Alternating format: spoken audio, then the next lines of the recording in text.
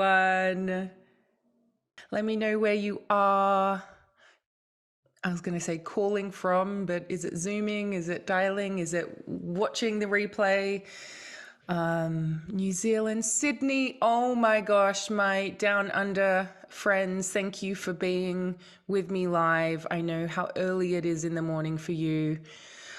Oh my gosh, I can't keep up. Canada, Chile, USA, New Zealand, Mexico City, Portland, Bristol, Singapore, Surrey, California, Texas, Carolina, El Salvador, Arizona, London. You must be hot like me right now. And by that, I don't mean good looking, although I'm sure you are good looking. But it is a heat wave here. I don't know if you can see. I'm a little bit sweaty. I've got a bucket of ice actually under my seat. Not under my seat, under my chair, just in case I begin to melt halfway through. So anyone in the UK, we cannot complain. This weather's amazing. Oh gosh, great to see you. Northern Ontario, Smoky Mountains, North Wales. Thank you for answering the call to be here. I have not done an event in almost 3 years. I can't believe it. I mean, who would have thought what the past couple of years would bring? I think that a lot of us felt something coming, but we didn't quite know what it was. And I certainly didn't think it was this.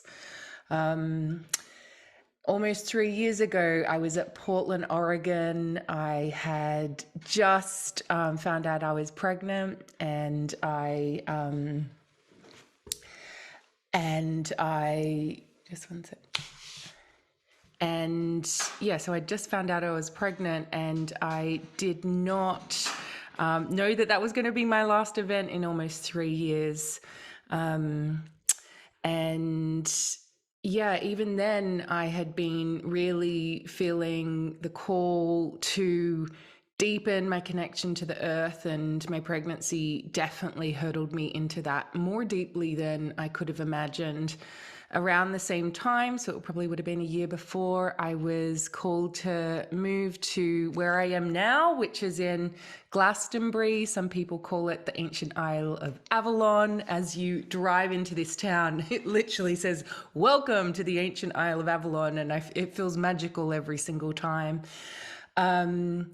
And yeah, since I've been here, I've been really, really deepening my connection with the earth. For those who have been in my workshops before or have read my books, you'll know how important the connection with nature is, particularly when it comes to my creative process. And yeah, since being here, I've began studying plant medicine and working even more consciously with the plants and flowers, as well as all the other elements as well. Here in Glastonbury, we've got the sacred springs, the white and red springs, which are the most well-known. People travel from all corners of the world to come here because of their healing qualities. But there are many, many other sacred wells here that are lesser known. And so my intention with holding space today, and we really are in all corners of the world, is to hold a container to open up the portal of the healing emanations and spirits of the land here in Glastonbury. Some people call ancient Isle of Avalon. It's known as the heart chakra of the world. And I know that, my teachers really taught me that when we gather for any kind of gathering, whether it's a small event, a circle, or a larger one like this, which, the freedom of being online allows us to gather in this way. What happens is we create this really unique soul constellation. I believe that our capacity to heal, to manifest, to release, to create shifts individually and collectively is only to the limit of those of us who gather. And it's also enhanced by that. So I know that at this time when it's been, the past couple of years, particularly, it's been less easy to be able to gather like this. And so I really want you to stay open to the possibility that through us gathering the way that we're gathering, the ability to heal, to release, to forgive, to manifest, to call in, to activate, both individually and collectively, really can be enhanced through this. It's like a crystal grid that we are creating. And I'm talking both for those who are watching live with me, as well as those who will be watching in your own time. The ancient Greeks spoke about there being two different types of time. One is chronos time, the other one is kairos time. Chronos time is the linear time. It's the time I needed to follow in order to be here on time and you guys be here on time. It's really important time in our world. And then there's this lesser known time, which I'm going to be inviting us to step into together today, and that is Kairos time, which I call soul time. And this time really is the timeless time. It's where all creativity happens. It's where all healing happens. It's where intuition resides. And through stepping into this space, into this soul space, that's where we're able to really allow the magic to happen. So that's my invitation for us all today. We have about 4 hours together. And, maybe that seems like a lot. Maybe that doesn't seem like a lot to you. But I really, really believe that incredible things can happen when we put both our feet in, and really stay open to both experiencing what we're here to experience, but also holding space for other people to do the same as well. So that's my invitation for us all. And so I want to begin today with opening Sacred Soul Space. So I'll be leading that now. But just before I do that, actually, I just want to make sure that everyone's got their workbooks. So some of you may have printed it out. This is the workbook here. So let me know if you've got your workbook. And if you don't, that's cool. Julie's going to pin the link to the workbook.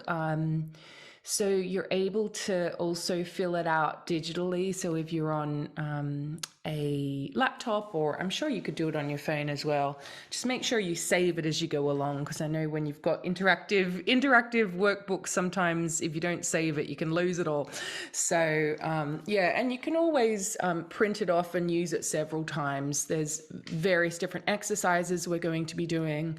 Everyone who is watching today will also receive lifetime access to this recording. So if there's any practices that you're like, oh, I'd love to go back to that, whether it's the soul inquiries or the deeper, more activating like soul journey, chants, etc., you're really welcome to do that. So you'll receive all of that within just over a week's time. So that's that. Brilliant. Okay, so let's begin. Just close your eyes and take a deep breath in and breathe out. Just really checking where your energy's at. Are you leaning forward? Are you leaning back? Bring yourself to center. Deep breath in. Deep breath out. And just really acknowledging what's holding you now. It might be a chair, it may be the earth itself, whatever it is, just acknowledging it. Gravity. Deep breath in. Deep breath out. In the center of your heart, imagine a beautiful flower. And with your next breath, invite it to open petal by petal, revealing a light in the middle. And bringing your hands to prayer. We're going to begin today by opening individual soul space. And as we do, we're imagining that flower opening even more, and the light at the center of your heart, which represents your ancient self, your soul, the part of you that not only choose to be here in this life, but choose to be here now in this group of us gathering. Inviting that part of you to really step forward, bringing your hands up to just above your crown, opening out and around.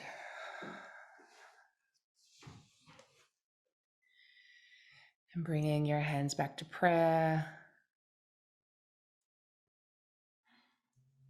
And just really rooting in now. Just clearing any stress of technology away. Clearing away and letting go of anything that you've been holding. Giving yourself just for the next hour or so until we have a little break. The chance to really fully be here now, to step forward now. And now feeling the presence of all of us who've gathered as well in our corner of the world. I want to start by acknowledging the spirits of the land here in Glastonbury. I want to acknowledge Lady Avalon. I want to acknowledge the Great Mother. I want to acknowledge the grandmothers of the earth.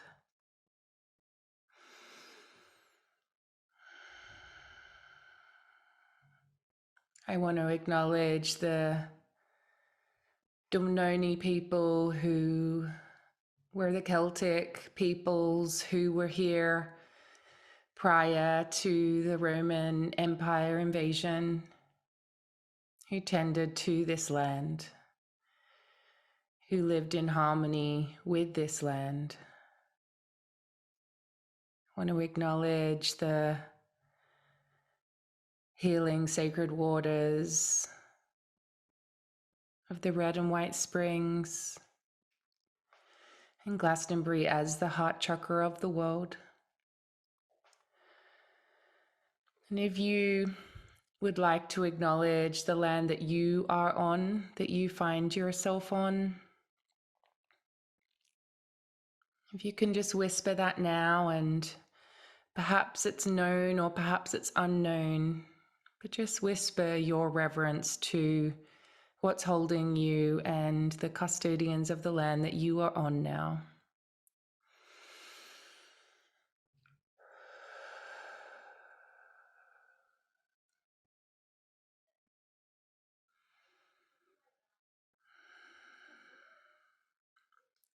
Feeling the connection with all of us who have gathered.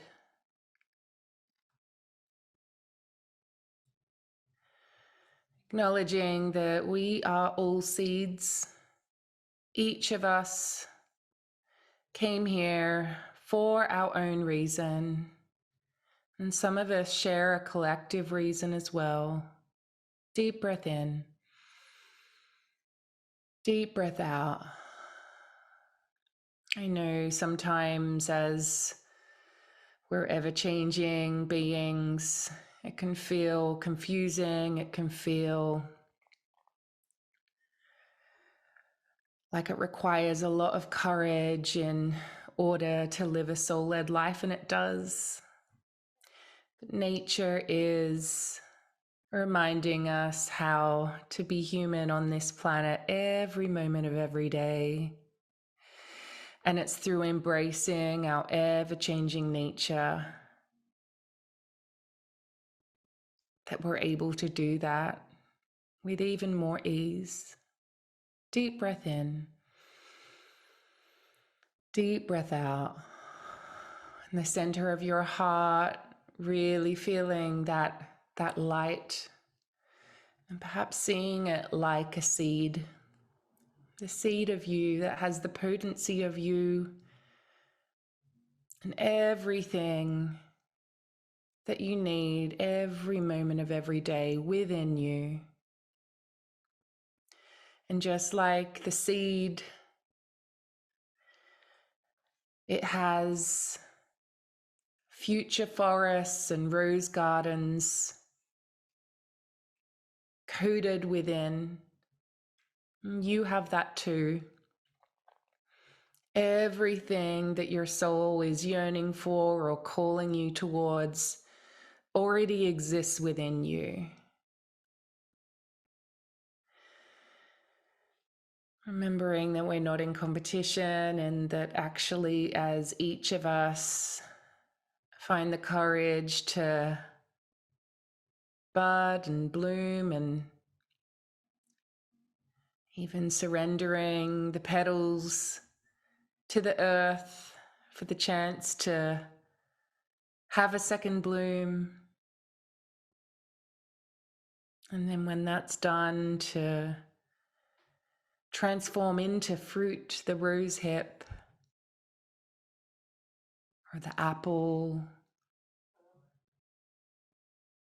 Deep breath in, deep breath out.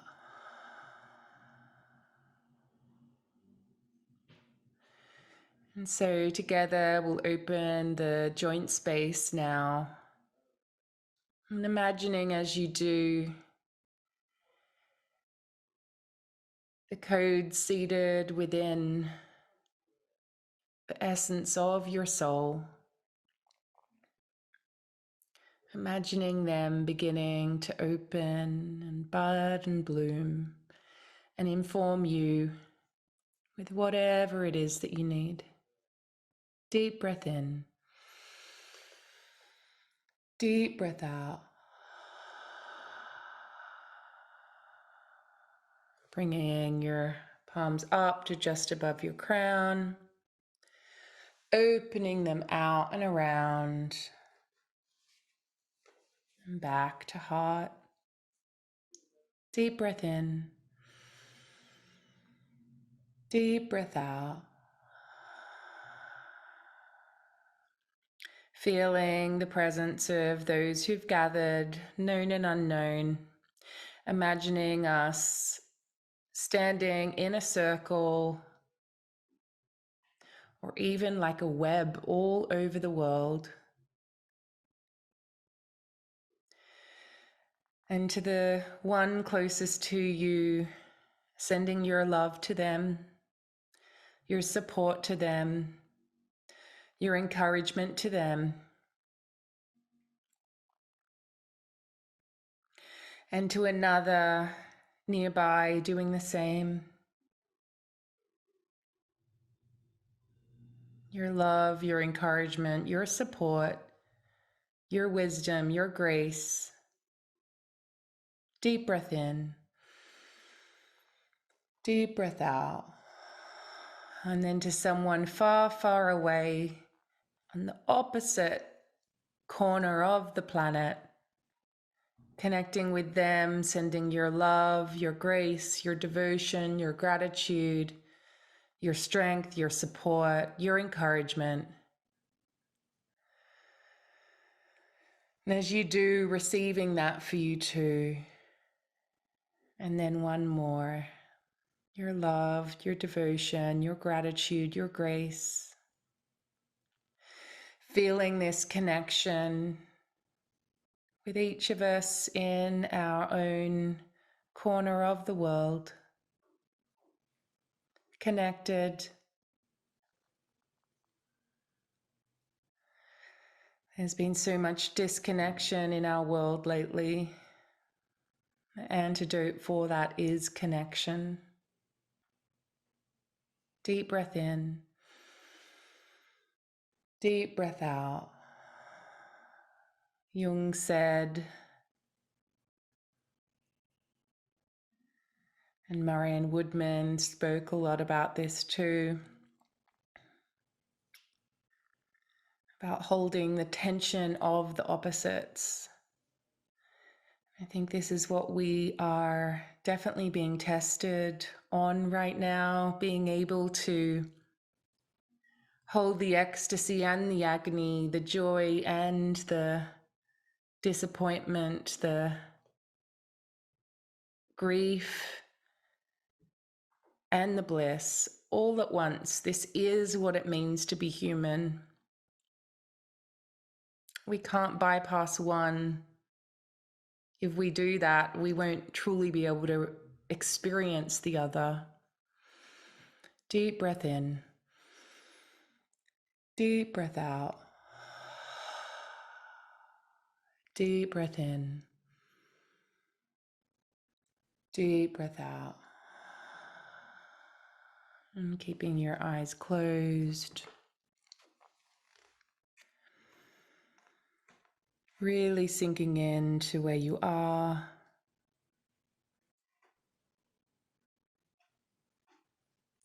Breathing in. Breathing out.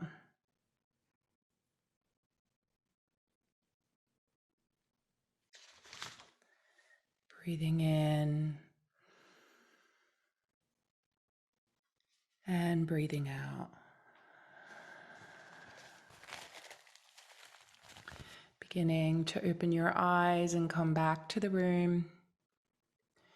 Feeling this shift in energy.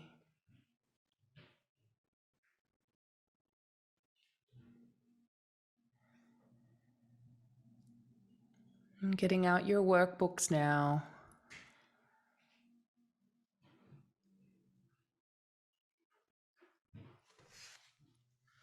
And going to the first page and writing down what your intention is.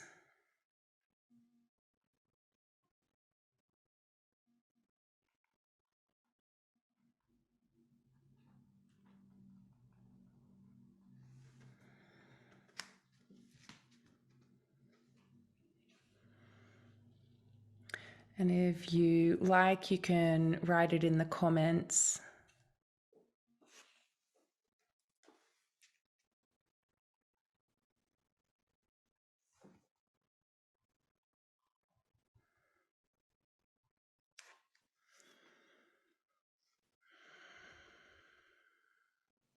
Delara says to better connect with my soul.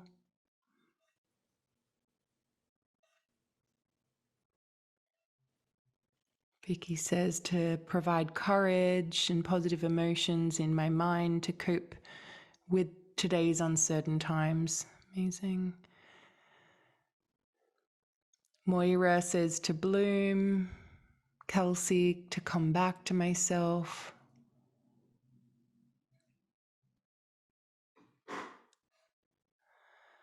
Amazing. Great to see all these come through. So keep them coming. My teachers said that all of the guidance in the world, and my creative mentor said this as well, all of the guidance in the world, all of the creative ideas in the world are pointless unless we act on them, unless we voice them, unless we integrate them. And so what we're going to be doing today is twofold, really. It's going to be properly receiving in the subtle realms, and then we're going to weave it into the physical. You know, if we just stay in the subtle realms, it isn't able to be grounded here. I'm very clear that my mission is to weave the soul and the sacred back into our everyday life. And the sacred is just as important as the everyday life in that statement. I have been reflecting a lot lately on how, particularly in the Western world, it's as if we've built a world on top of the world.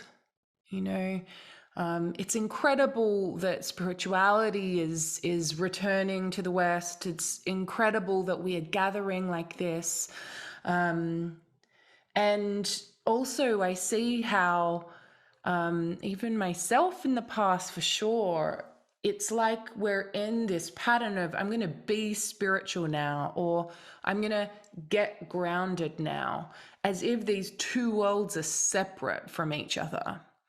And, I think at some stage they can feel really separate, and they can feel like this severing has happened. But I really believe that at this stage in history, so many people have been talking about birthing a new world and a new earth and all of that. And it's easy to be like, yeah, let's do that. But it's like, what does that actually mean? I believe that each of us are here to weave the sacred back in. And we can do that not just by going off and spending, a month meditating in a cave. We can do that in simple, grounded ways. And actually, it's imperative that we do it in simple, grounded ways, that we find a way to properly weave the sacred properly into our everyday life. And so that's my intention for our time together now, to really remember. I believe that each of us has Indigenous traditions if you reach back far enough. Each of us, somewhere in our line, have people who have been reverent to the earth and seen the sacred in the earth. And it's so important now that we remember that, and that we reach back to the original mother, that we reach back and remember how to see the sacred in our everyday life, in nature.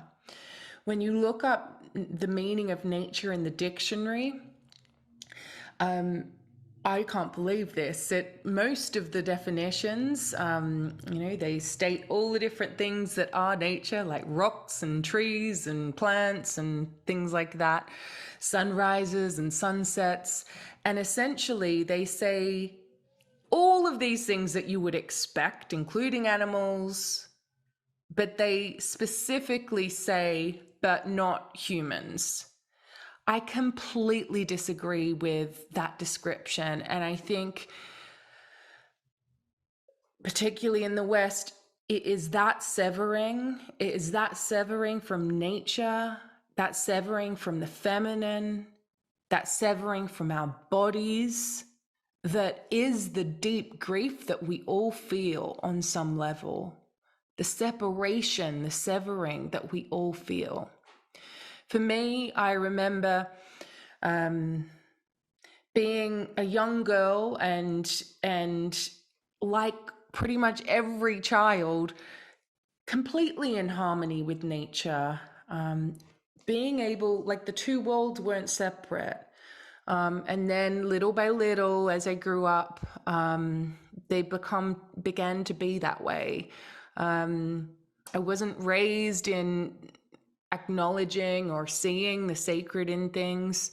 I remember as a teenager, I had my first awakening, and it was incredible. It was incredible because all of a sudden a whole new world opened up to me, like happens when you have your first awakening. And yet at that same time, as this whole world awoke to me and I felt deeply connected and like I was coming home and remembering, at that same time, I felt more separate from my previous life, the moment before I woke up. And so it was like these two worlds were separate. It is time now for us to weave the worlds back together. I've just had a baby almost 2 years ago, and there's this incredible elder who's a friend of mine called Binny Dansby, who yeah, she's become a very important person in my life, and she put it really beautifully. She's in her 80s, and her mission is to help babies not have to remember.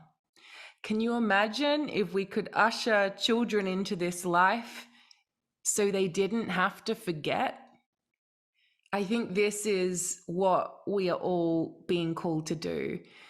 If you're on this call, if you're watching me right now, if you're seeing the comments of all of us gathered, something within us remembers. We wouldn't be here without it.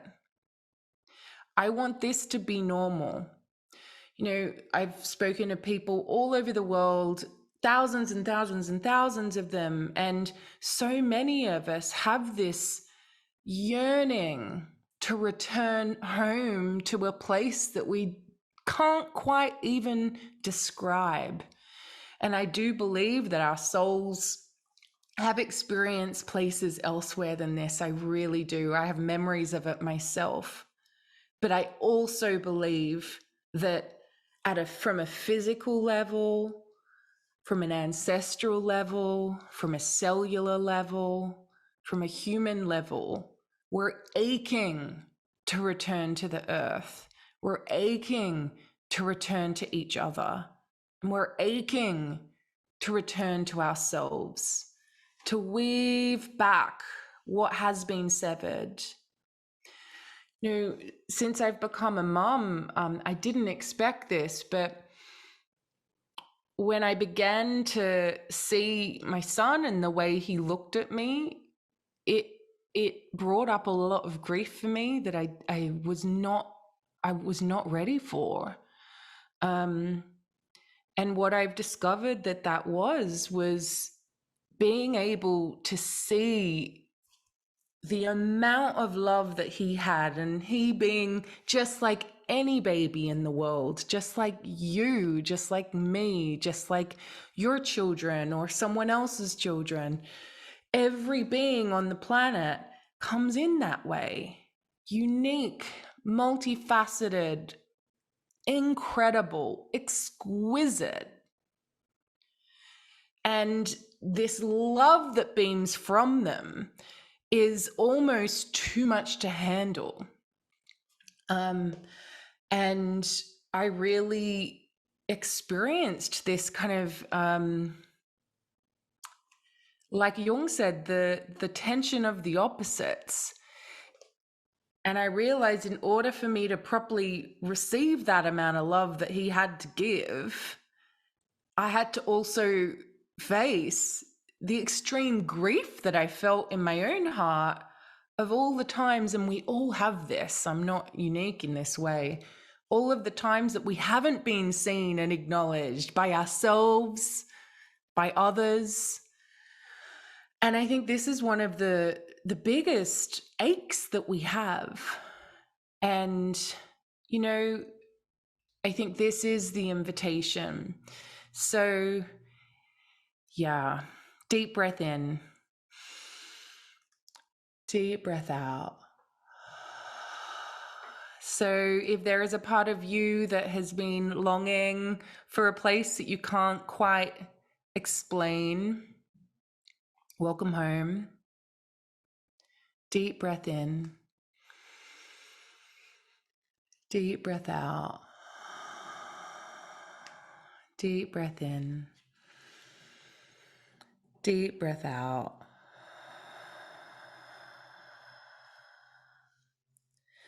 So that is, I believe, our invitation right now to really weave the two worlds back together. There is so many different ways that we can do it. I'm going to be sharing a lot of those with you today as well. Yeah, I want to just read for you a poem that I wrote after I gave birth to my son, actually. So close your eyes and really connect in with the center of your heart, the moment of your birth. Before you were born, your soul consulted with the cosmos to arrange the details of your return. The location and conditions were carefully orchestrated and seeded as you cross the threshold of the in-between, the watery world of the mother. There you waited in the fertile void as all of the stars and the planets in the knowable and unknowable cosmos moved into place. When the alignment was just right, a portal opened and you were crowned upon your entrance to the world. A soul embodied, spirit planted, eternal woven into matter, heaven and earth combined. Your cells, your flesh, your bones, your eyes, all made up of ancient exploding stars. The universe magnificently ordered as the cosmos. Your basic existence is enough to blow anyone's mind. How did you get here? And why did you choose to come? Somehow the cosmic curtains parted for the great dance of your life to begin. This is that life, and you are that dancer. It took a lot for you to be here now, to be planted here now, and what a time you chose to come. Deep breath in. Deep breath out. Deep breath in. Deep breath out. Deep breath in. Deep breath out. Okay, and opening your eyes. So, yeah, since I moved to Glastonbury, so it was just over 3 years ago, I really noticed how I really started getting into plant medicine and working with my garden, collecting nourishing weeds and making things with them. And as I did that, I began really, and I didn't realize it straight away, but it was about 6 months in, I began realizing that through the repetitive motions of connecting with the earth, it felt like I was connecting to my ancestors. And I think that when we do repetitive motions, particularly with nature, we can feel that thread. We can reach back through our lines, whether or not we've known our ancestors, whether or not we need to go 10 generations back or 20 or 2 or whatever it is. So I'm curious, has anyone lately, in the past couple of years, really felt the call to return more deeply to the earth? I'd love to hear. Oh, that's so beautiful. Pamela, she says, with my newborn sleeping on my chest, that was absolutely beautiful. Oh, bless. So Jillian says, yes. Oh, where are you? There you go. So called to the water and to my Celtic Irish roots. Yeah, well, I think that, when it comes to the elements, obviously in every single tradition, the elements are used. I know for me, I've been really called to the wells, the sacred well waters. And yeah, like you, my ancestry is Celtic. It's also like the Nordic islands, as well as like Scotland, which is a version of Celtic as well. So Ireland and Scotland. with a little bit of England. Near here, Wiltshire is where some of my ancestors are from. I was born in Australia, and yeah, when I was about, I think, just under 19, I spent a year saving up money and got an airfare and got on a plane on my own. I can't believe how courageous I was. I didn't really even realize what I was doing, but I found myself arriving first in Dublin and then going through Scotland and then Scandinavia. And then England. And when I look back, I didn't know it at the time, but I was essentially retracing the steps of sacred sites of my ancestry. I went back to Australia and then moved over to London, and then now here I live. And I'm not sure where we'll be home forever, but I know that right now this is where I'm called to be.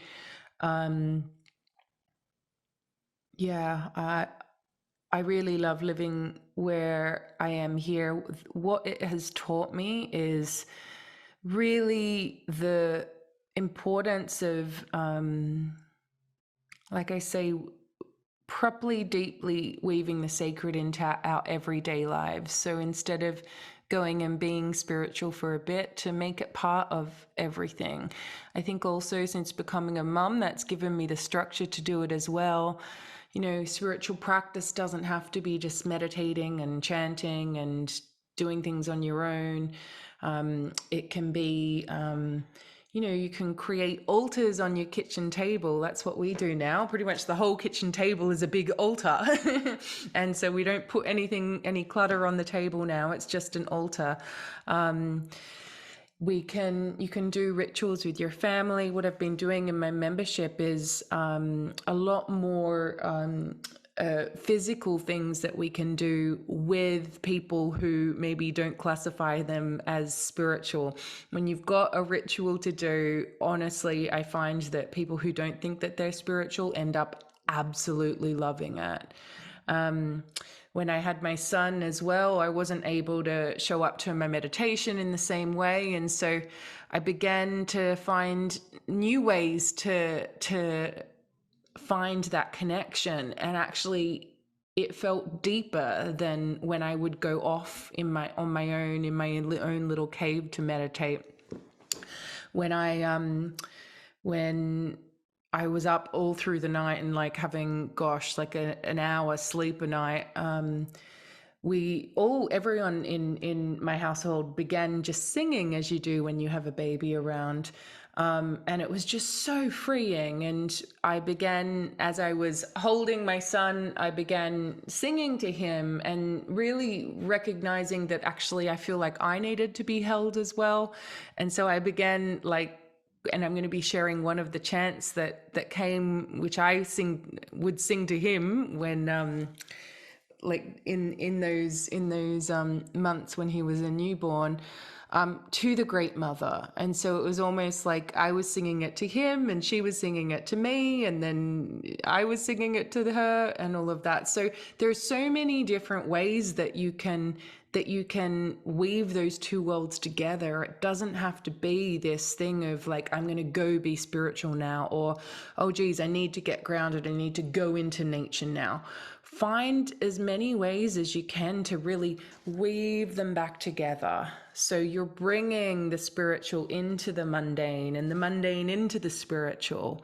It's so important. It's heaven and earth, bringing them up and down, up and down. So what I want to do now is share with you something I've been working on for the past 6 months. And this is really, it's going to sound really simple, but it's actually taking me a long time of living this, at least a decade of living this, to simplify it so much. My work is really all about living a soul-led life. And if you're here, I'd say that you're committed to doing it yourself, or wanting or being open to perhaps weaving the soul in a little bit more.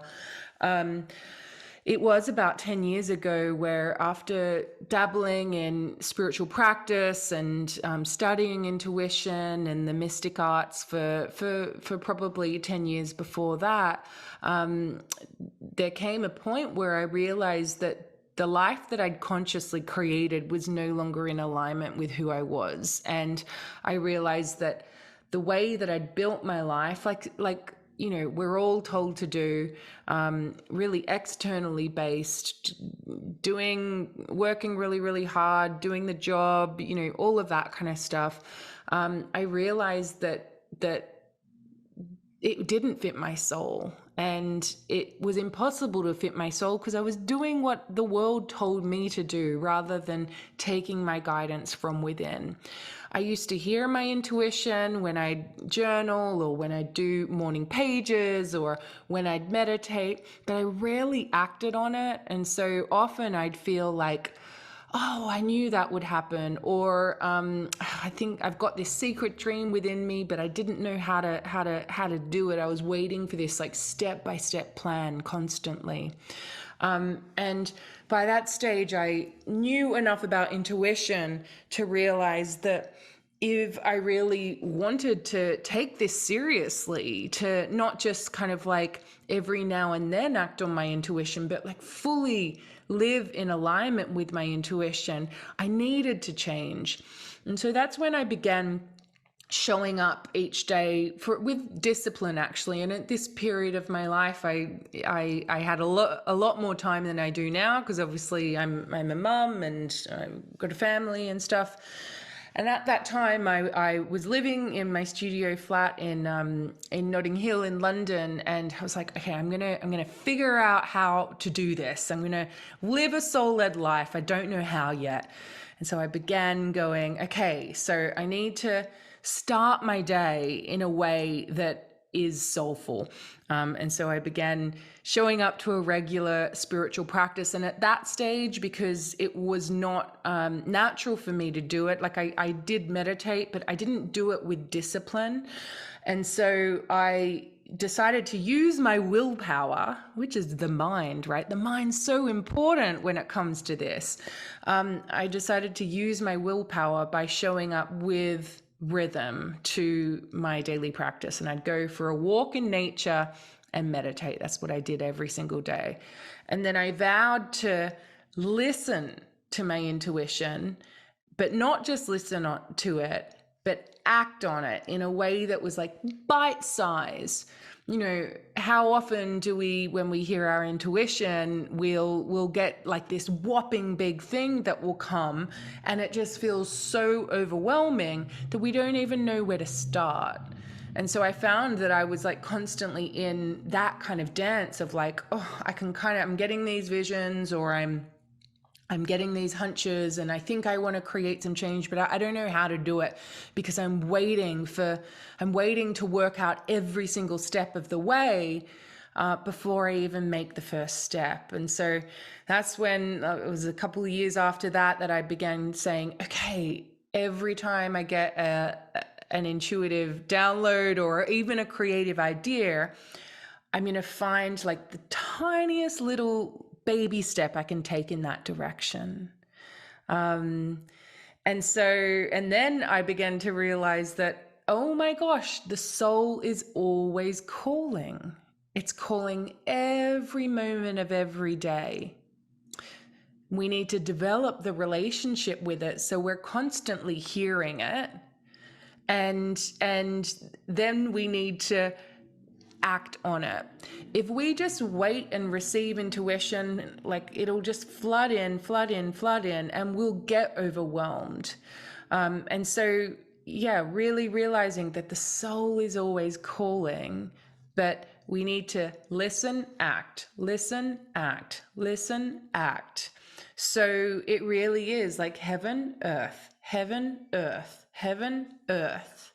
We're not meant to just hang out here, and we're not meant to just hang out here either.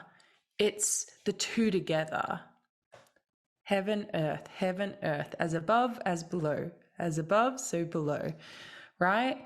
The same thing exists with creativity. all of the ideas in the world, no matter how amazing they are, they're completely pointless unless we act on them. Gosh, like I had received for 10 years before I actually began acting on it, that I had visions of the books I was going to write. I had so many ideas of courses and oracle cards and visions of artwork that I wanted to create. Like so many ideas. And I got stuck in them. Yeah, I can see you saying that, Christina. I got stuck in them. I got overwhelmed with them because they were in the ether. I believe there is consciousness that is waiting to be birthed on this planet. But, you know, and I'm going to use physical birth as an analogy, but P.S., we're always birthing something. We're always birthing something, and often, actually always, we're birthing ourselves.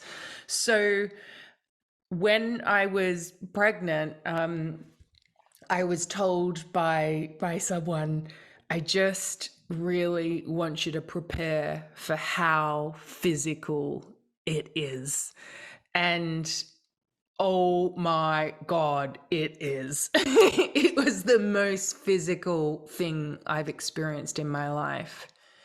And at the same time, it was the most transcendent thing I experienced at the same time. Holding the opposites, the stars and the seed in the earth at the same time. That's our invitation. That's how we birth a new earth, if you like that terminology. That's how we weave the sacred back in. Hold both at the same time. You know, in the world right now, we're going through such a lot. We're noticing the division more than ever. We're experiencing the separation and the ache for connection more than ever. The ecstasy and the agony. It's both. The human experience is both.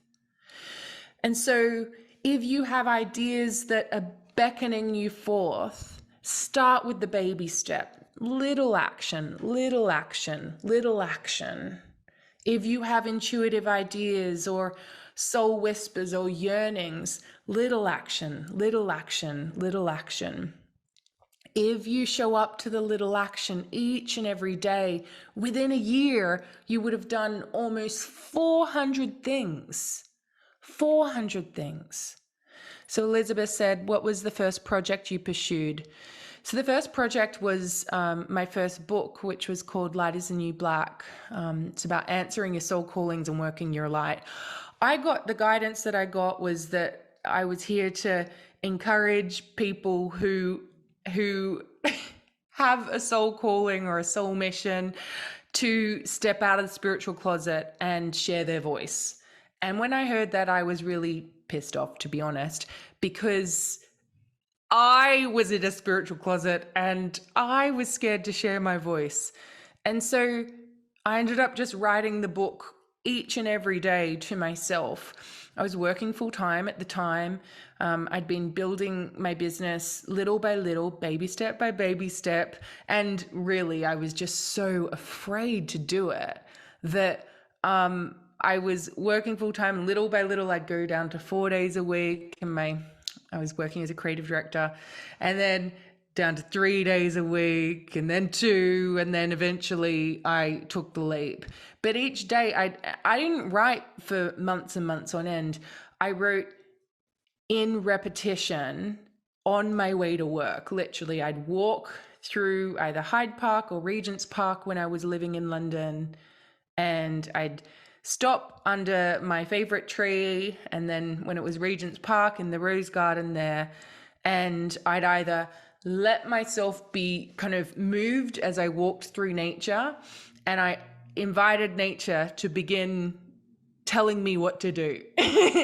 And so it was like connecting to my soul, connecting to my guides, connecting to Mother Earth, whatever you want to call it, whatever label you would call it. And receiving a little bit of guidance each and every day. And that's how I wrote that book. When I began hearing the whispers to write, I remember saying, okay, so like, what is it that I need to do to follow? And I asked myself the soul inquiry, what lights me up? And I got flowers. And then I eventually discovered the rose and the peony, which is my ultimate favorite flower. And then I discovered Regent's Park Rose Garden, and I was led to write there every day. And I did that for about a year. And I remember eventually, it's about 3 months before that, I got the call from my publisher, who's Hay House, who is hosting this event, to say that I had won the writer's workshop, which is how I got my first book contract. And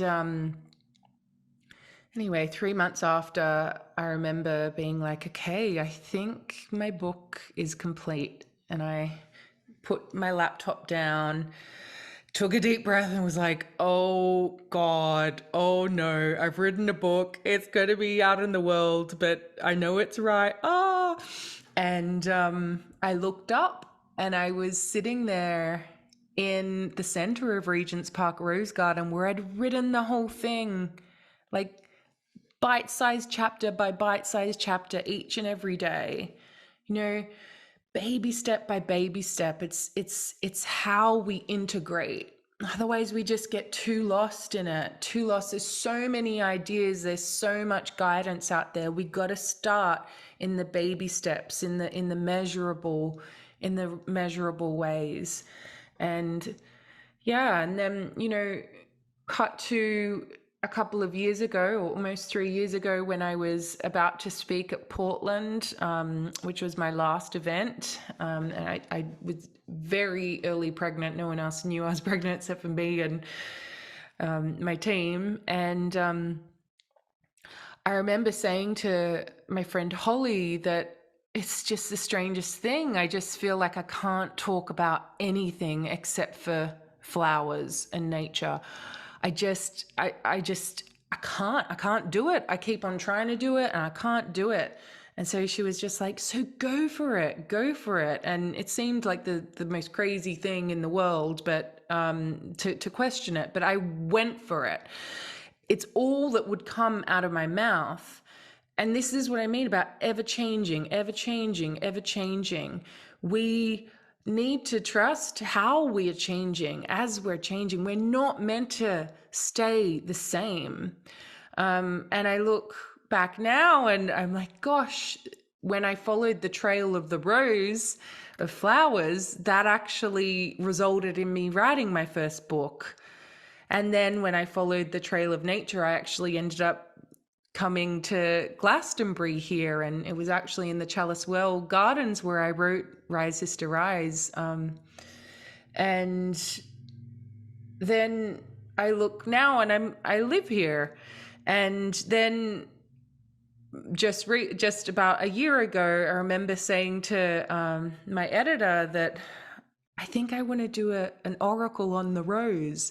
And now I've just finished an oracle on the rose, and I could never have imagined that I'd be doing something on flowers, but it's following the little trails and following the things that really make you come alive, that invite the soul to be in the physical. So I'm going to share something with you now. I want to share with you the 3 steps, or my 3 steps to living a soul-led life. So the Rose Oracle is going to be out we've just finished the artwork. You can see some of it just there. The artist is a lovely, lovely English illustrator called Katie McMillan. We've had an amazing time creating that together. And so I'm going to be sharing with you, these 3 steps to living a soul-led life. And the idea here is that it's continuous. It never ends. It's not like we just tick them off. It's a way of fully living in this integrated way. So the first one is, which you can see up here, is connect with your soul through some kind of soulful practice. So, that can be meditation, that could be chanting, it could be altar work, it could be dancing, it can be singing, it could be having a bath with your baby and properly connecting with them. Like, it doesn't have to be a certain practice. Like, you do what feels right to you. For about for the past 2 or so years, my practice was a practice called earth pulsing, which was literally laying on the earth and opening the back of the heart and inviting the rhythm of the mother, the intelligence of the mother, as in the earth, but also the intelligence of the entire universe. That intelligence that tells the seasons when to come and go, the planet how to spin, that part of you that informed you as you were growing in your mother's womb, that part of you that somehow grew from being 1 day old to however old you are now, right? So trusting in that intelligent pulse. Yeah, so this page is in the workbook, but it's not big like this. The page that you will see is, I'm not sure if you're gonna, well, this is the one that you've got here, but I've just zoomed it in for us to be able to see it clearly. And so the other part of connect, which is really important, is acknowledging the soul in all things. So this means acknowledging the soul in other people, acknowledging the soul in plants, acknowledging the soul in perhaps even like objects around you, like acknowledging the life force that exists in everything. So that is connection, which is obviously the opposite of disconnection, of separation. So step 2 is receive. So we've connected, and the idea is to stay in connection. It's not to just go and be spiritual, it's to keep coming back to connection. And so step 2 is receive. And so the practice that I use to receive, because I do find that obviously you can receive continuously, but I find having a bit of structure for me really helps. And so I do a process called soul inquiry, which we will be looking at together today. Essentially, it's just an open question to your soul for it to be voiced or felt or heard or known. So someone says, what's a different definition of soul? So for me, the soul is the inextinguishable part of us that existed before you were born and continues on after. It is the part of us that is what I call the seed. It has within it, well, first of all, it's got your soul history, samskara, which is a Sanskrit word which is the basis of karmic theory, which is like soul imprints or memories. And so you can carry like gifts, for example, or memories from past experiences. And I do believe that can be on this earth as well as places in between and beyond. So Maren says, what's the difference between soul and spirit? For me, the soul is the part of us that has the memory. So it's got the gifts, it's got the wounds as well. It's more emotional, it's the part of us that is like, I am choosing to come. The spirit is the divine spirit that comes through. That's my definition of the two. But a lot of people use the word spirit for what I would define as soul. So just whatever feels like it fits for you. And I should say that actually, if there's ever a word that I'm saying today or anyone says that isn't in alignment with your belief system, trust your belief system. Replace it with whatever word feels right for you. And so we'll be experiencing soul inquiry today. And then step 3 is act on the whispers of your soul by taking a baby step in that direction. So again, it's continuous. So it's like we're constantly doing it. It's continual. It's like basically repeat, repeat, repeat. So, okay, so what we are going to be doing now is I'm going to lead a meditation, and then we are going to be going into the workbook, which is page 7 of the workbook. So if you just get your workbook out, and then you can go to page 7 of the workbook straight after. So just let me know that you got your workbook handy. Give me a 1 if you're ready to go. Okay, cool. So I'm going to start by sharing some music.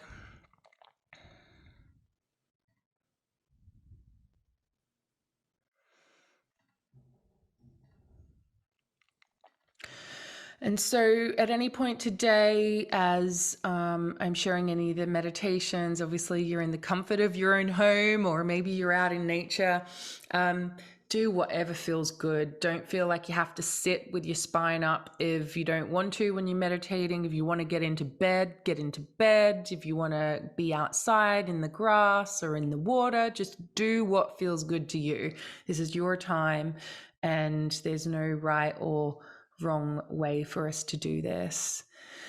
Okay, so beginning to get comfortable, whatever that means for you. And if you've got your workbook printed, just have your page 7 handy with a pen.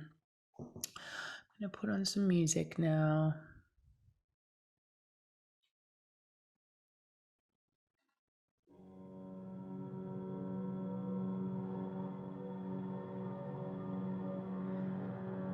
Okay. So, beginning to close your eyes.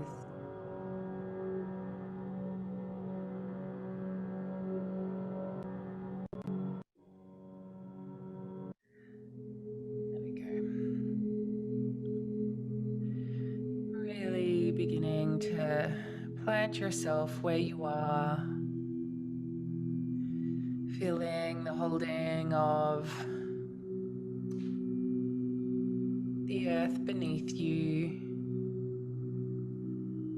Doesn't matter if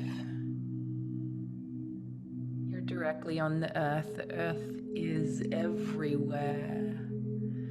The earth is also the cosmos, because the cosmos is just the organized universe. Earth is everywhere. Finding your earth. Taking a deep breath in and breathing out. Really deepening into what's holding you. Letting go of anything you can feel like your body or your mind is carrying. Maybe your jaw is tight.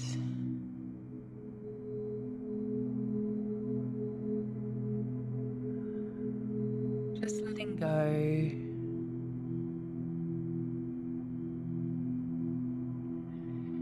In the heavens above, imagining a giant ball of source energy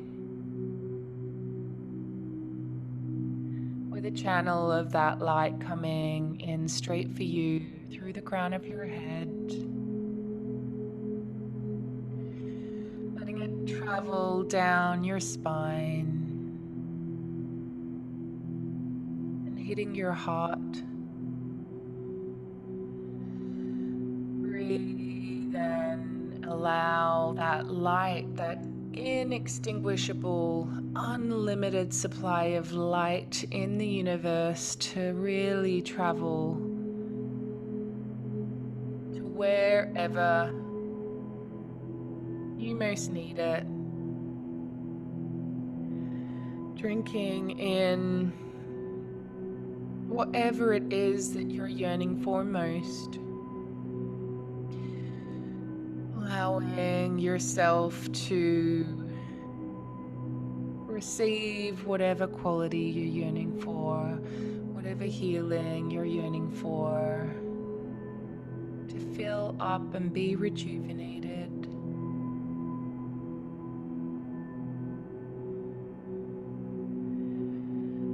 And as we continue to receive from the heavens above, this pillar of light really traveling down your spine, allowing it to travel out the soles of your feet, making their way like roots through the crust of the earth. If you're in an apartment block, just let them travel. Let it make their way through the crust of the earth, through all of the layers of the earth, through underground rivers and oceans even, all the way to the center of the earth. Center of the earth is the sacred waters of the Great Mother herself. It's like the womb of the earth. In the center of these sacred healing waters that we are working with today, right at the center is an incredible pulsing crystal.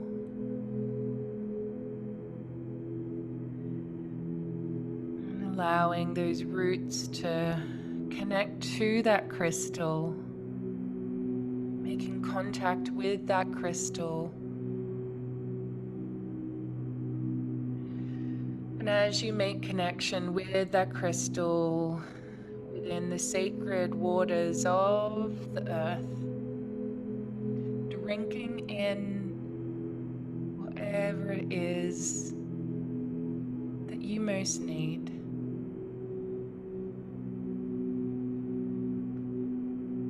Whatever quality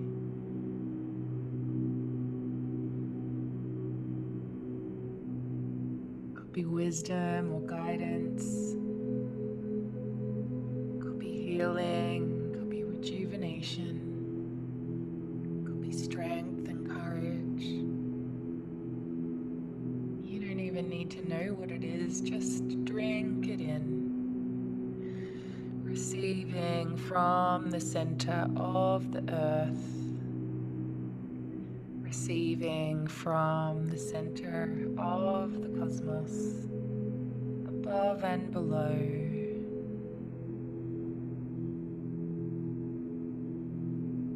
Breathe.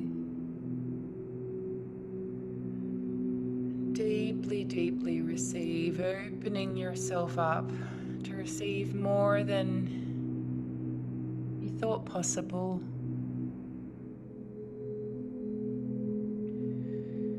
Breathing and opening your heart just a little bit more.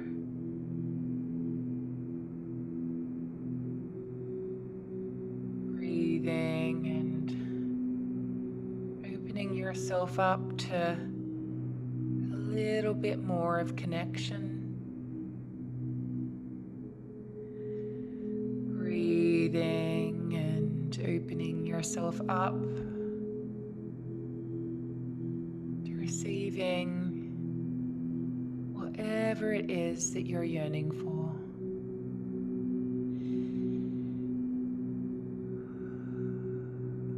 For some of us, we might be drinking drinking more in from the earth below. Others, we may be receiving more from the heavens above. And others, it could be both in equal measure.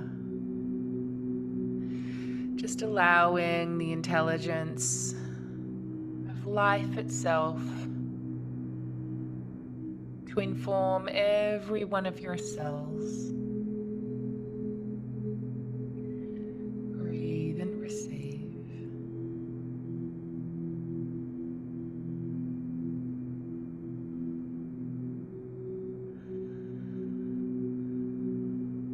Breathe and receive.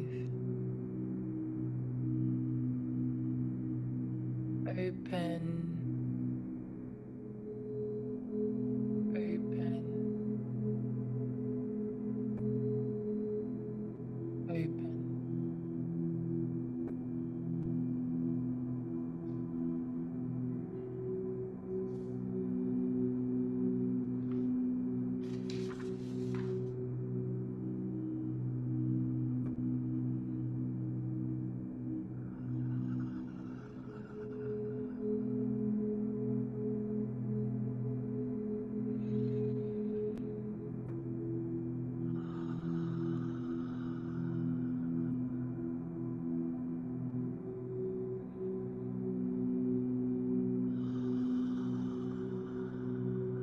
Letting go.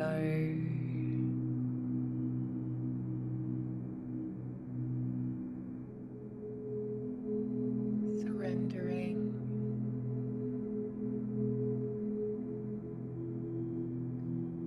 Loosening your grip.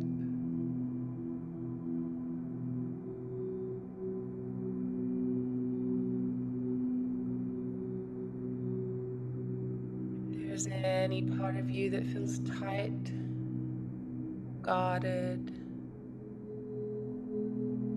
just using your breath and the intelligence of above and below to soften just a little bit. If that feels good.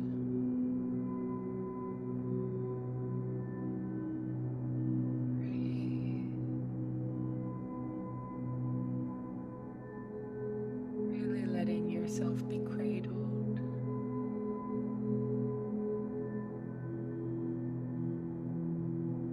Rejuvenated. Comforted.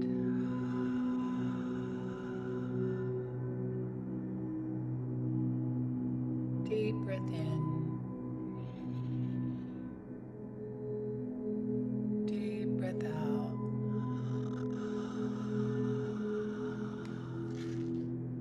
Deep breath in.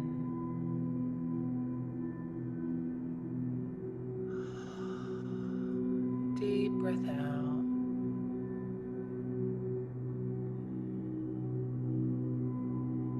Now just continuing to receive from above and below. Beginning to open your eyes. Maybe stretching.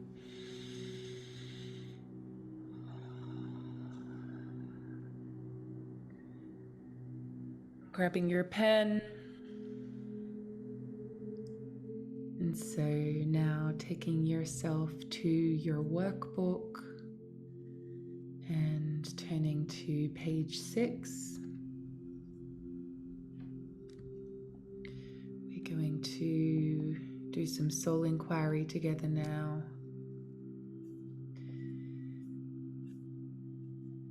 And so grabbing your pen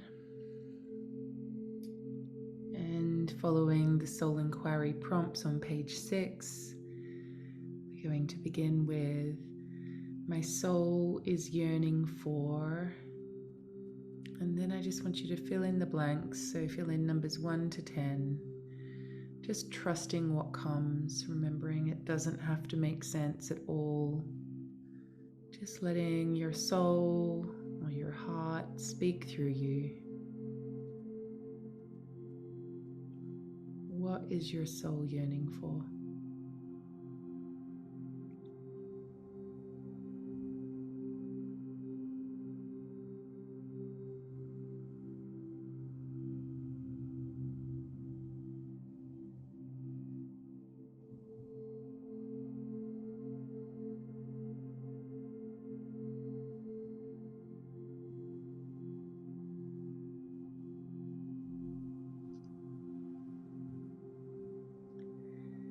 And then once you've got numbers 1 to 10 written down, taking a moment to energetically scan your list of the things that came through, the soul yearnings, and just finding yourself drawn to the one that stands out the most for you and circling that.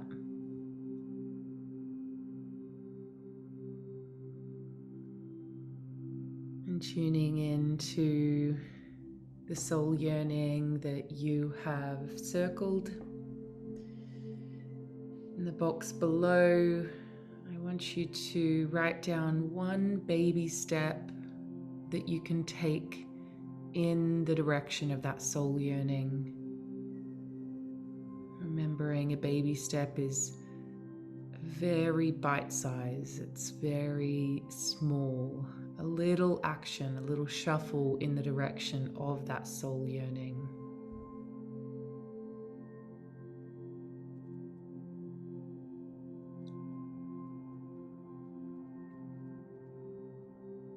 And now, once you've done that, you're going to move on to page 7.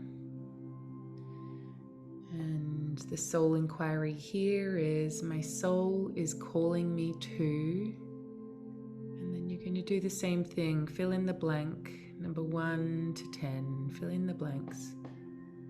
My soul is calling me to, and just trusting what comes, really trusting what comes.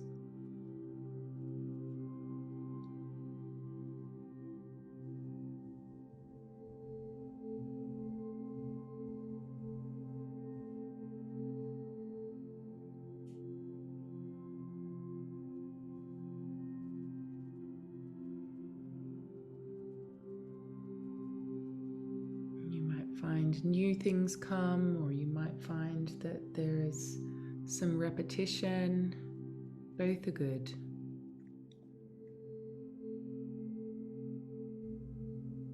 What is your soul calling you to do?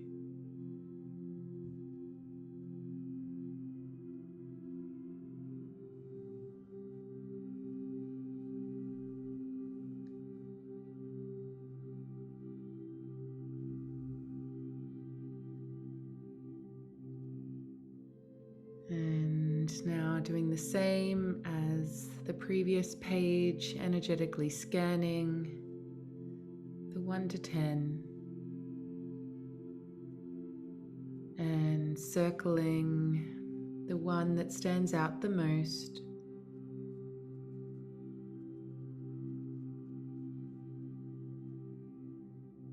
Trusting what one you're drawn to. And then in the box at the bottom of the page, writing down one little baby step you can take in the direction to that soul calling. One bite-sized action.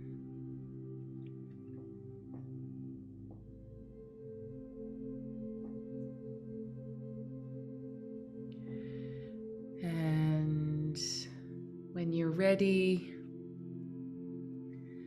I'd love you to share in the comments what came through for you the strongest. So we've got trust, believe, be free, right. Love more deeply, be seen, authenticity, remember, act, create, come back to who I really am. Being seen, create music, chase waterfalls, Connect with the sacred, shine without fear, expression, be more present, trust my body, connect with horses, be wild and free, walking in nature, amazing. Shamanic work, swim in the ocean, nature spirits. I love that. See, that's a really great example of it doesn't have to make complete sense. My soul is calling me to nature spirits. Great. Tarot. Create in baby steps. Well done. Leave the corporate world. Yes. Honor how I feel. Nourish. Commit to spiritual discipline. See my home.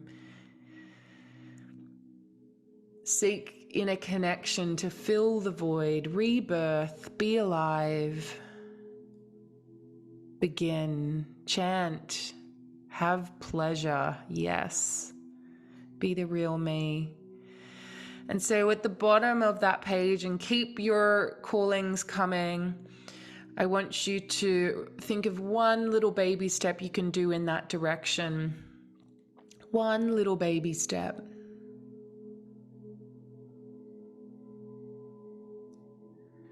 Make it bite-sized, something that you could do like today or tomorrow or Monday, something that'll take like 5 minutes to do. Make home my sacred space. Great. Write a little every day. Great. Pick up art supplies and doodle. Great. Sing. Yes. We're going to be singing today, Dawn, so you're going to be in a good place there. Let go of external addictions. That's a great soul calling. So Carrie, I'd say, like, what's a little way that you can do that today? Breathe. Great. Water the plants. Oh, love how bite-sized that is. Journal. Great. Dance like no one's watching. Amazing.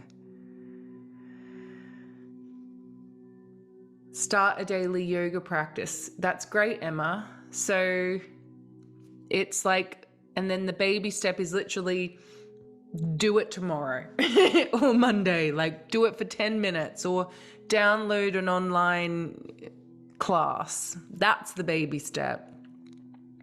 Make a sleep ritual. Great. Wonderful. Okay, and now we are going to go back to page 6. And it's interesting, this word yearning. Sometimes it may bring up the same things as calling you to do. But often I find that the yearning can be an even more internal thing. You know, so often in our world, we're being bombarded with things that we should be doing or thinking. You know, we're on social media and it's as if we're never doing enough things, or, you know, we might go into comparison, or, oh, I should be creating more, or whatever it is. But when we ask the question, what is my soul yearning for? It turns it in. And very often, the yearnings are so simple and they're so achievable. And this is the difference of, you know, living an externally led life versus a soul-led life. And this is the difference between the mind often and the soul. What the soul often wants is so much more simple and so much more achievable. You know, it might be nature, might be embracing life. Yes, Davina. More beauty, freedom, illumination, peace to glow, expression, trees, joy, memory of who I am. Thank you. Connection, connection, connection. Serenity, intimacy, community, dance with the wind, presence, yearning for more quiet, travel to sacred lands. My soul is yearning for me rest, presence, consciousness, time, ocean breezes, camping, celebration, joy, harmonics. Yes. So see how the frequency is a little bit different with the soul yearning. And so if we're ever feeling that disconnection, or if we're struggling to not know how to differentiate between the mind and the soul, this is a great question. What is my soul yearning for? Rituals, yes. So the thing with the soul yearnings is sometimes they can be specific. Like I've heard some people say, like dance with the wind rituals, for example. That's quite clear, the direction it's in. But others, it might be something a little bit more abstract, like nourishment, or I don't know, quiet, or peace, nature, things like that, beauty. So mothering, beautiful, fearlessness, self-trust, beautiful.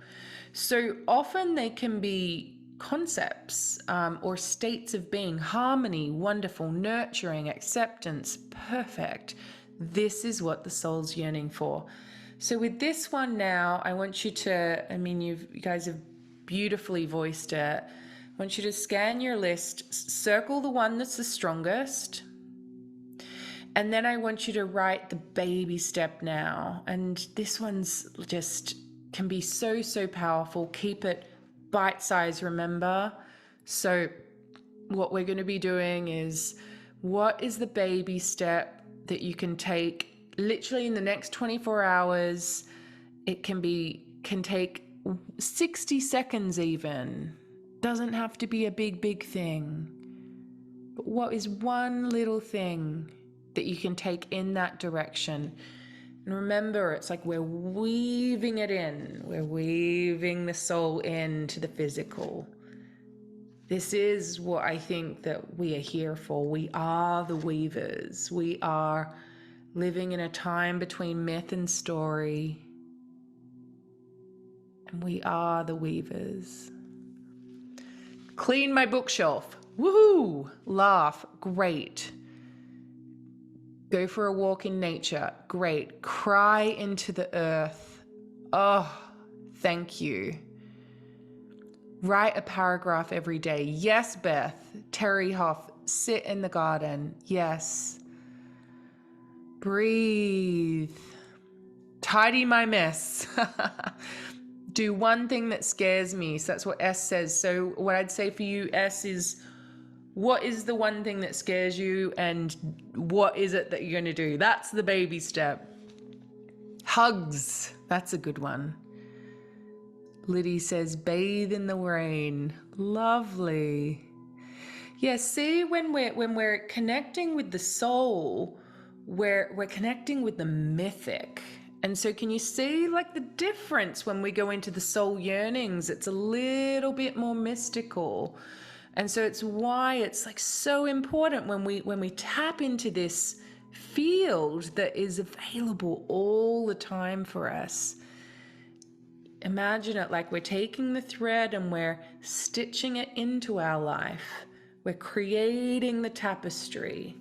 And so those threads are all the connection points. And it's when we feel so disconnected, it's because these threads have not been woven each moment of every day. And so if we're just threading constantly, the connection is more present. Speak my dreams out loud. Beautiful. Watch the clouds. Perfect. I'm loving this chat option too, Carrie. Okay, so thank you so much for everyone who's voiced. I've really appreciated it, and keep it coming. Sabine says, collect lavender in order to dry it at home. Honestly, working with the plants is one of my favorite ways to weave it in. It does take me into that altered space of like of the two together. So yes, smell the flowers, great. Sound like these concepts that sound corny, they actually bring the two together. And this is like, there's so many different gateways to the soul, and it's what I call them, gateways to the soul, because I think that we really need to bring these two worlds together. Bring these two worlds together. So we're constantly looking at what is a doorway for the soul to be more fully here? How can I invite that ancient, wise, all-knowing part of me to be more fully here? And so when it comes to living a soul-led life, I often talk about gateways to the soul. So there are so many different gateways to the soul. Obviously, the most common ones in the spiritual world are things like meditation and devotional chanting and all things like that, which are incredible. Dancing is another one. All types of singing is another one. There's so many different ways. All different traditions around the world often have the same practices. They'll be different, a little bit different, but you'll find the common thread, and they're all gateways to the soul. But it doesn't have to just be all spiritual, as in inverted commas. There's so many different ways. And so Bonnie's saying she's drying lavender now. It's a soul flower for me. Amazing. So working with plants, working with flowers, working with beauty, the way you cook can be a gateway to the soul. And so I really want to invite us all to consider different ways to invite the soul to be more fully here. So Rose, beautiful name, says, I pulled some weeds out yesterday and then felt bad, so planted them all together in another part of my garden. I feel that they are on the verge of blooming, becoming wildflowers, and not label them as weeds. Thank you. As I've been deepening my plant practices, you'll be able to see maybe behind me, just there. And if I go like this, if I go there, you'll see a lot of actually weeds, which are really just different types of plants. The only reason they call them weeds is because they don't grow in perfect little rows. And I think we are like that too. We've been told and learned and programmed to grow perfectly in these like little boxes and fit into the box and grow in the perfect way. But actually we're wildflowers, we're weeds ourselves, we're wild roses. And so what I've discovered is through my practices is that some of the most nourishing plants are actually growing wild on our doorstep. I've been working with nettle, I've been working with dandelion. Anyone who has studied herbalism, I'm sure we've got amazing herbalists here. But we're so used to going on Amazon or wherever and shipping things in, these incredible berries from the other side of the world, when things are likely growing right on our doorstep. As I was deepening my own studies, I was really saddened and in awe at these plants that I once would go to the shop or even online to be delivered to me, particularly when I lived in London. I'd be studying these plants, for example, nettle or dandelion or red clover, for example, and all of a sudden I opened my front door and I realized they were literally growing on my front door. And so I think that this is what Coral says, pine and nettle tea for COVID helped me a lot. Yes, Coral, I've just come back from doing a retreat in the Selwood Forest, which is just near here. I do sacred pilgrimage retreats, and we did this ritual. And I'd been working with spruce, which is pine. We did the beautiful ritual in the spruce forest, and since February, we've been collecting the resin, which is like basically the stuff that incense is made from. And I've been working with resin. And then my herbalist said to me, "Oh, yeah, I think for COVID and health things, it'd be good if you could get some pine tea." And I was like, "Oh my God, I've literally been working with it." And so I think this is what it means to weave the sacred back in, to notice that so often what we are yearning for is right around us. We just can't see it. And I think this is what it means to live a soul-led life. It's like it takes courage, because we need to trust the golden thread that we're being led by. It does not come with an instruction manual. It takes trust and action at the same time. So that's why the little baby steps are such a great thing. Vanessa says spruce is different than pine in Canada. That's neat.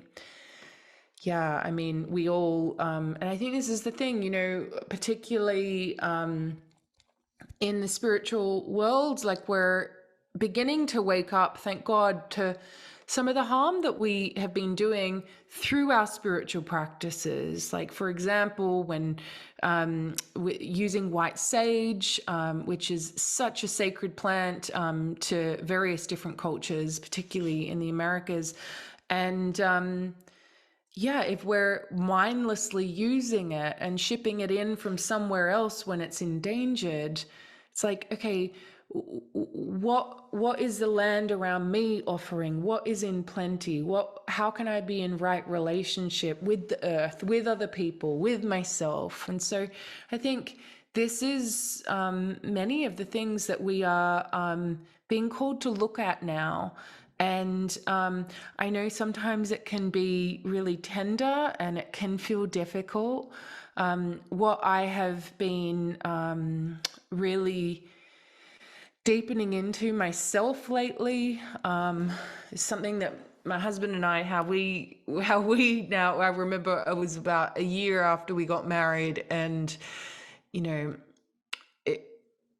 honeymoon was over and then we got into like what I would call like the bones of like the basket of what was actually holding us and why we were together in relationship. And there's a particular type of therapy called imago therapy, and I think this is where this phrase comes from, and correct me if I'm wrong if someone knows. But it says that conflict equals growth, but it only equals growth if we find our way to open with compassion to it. Karen says, imago therapy saved my marriage. Me too. Imago, IMAGO is what it's called. So yeah, and so if there's things that are kind of coming up, and I think it's we really are living in an interesting time where we're really being called to be impeccable and to soften as well as act with deep integrity. And I know that particularly for those of us who feel deep within our heart that we want to be part of creating positive change in the world, and those of us who have felt like we've been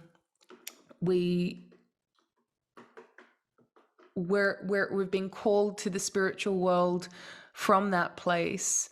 I know it can be difficult to kind of look at like the shadow part of it, but we must do that. We must do that. Otherwise, we're just stuck here in the ethers. So remember, it's the weaving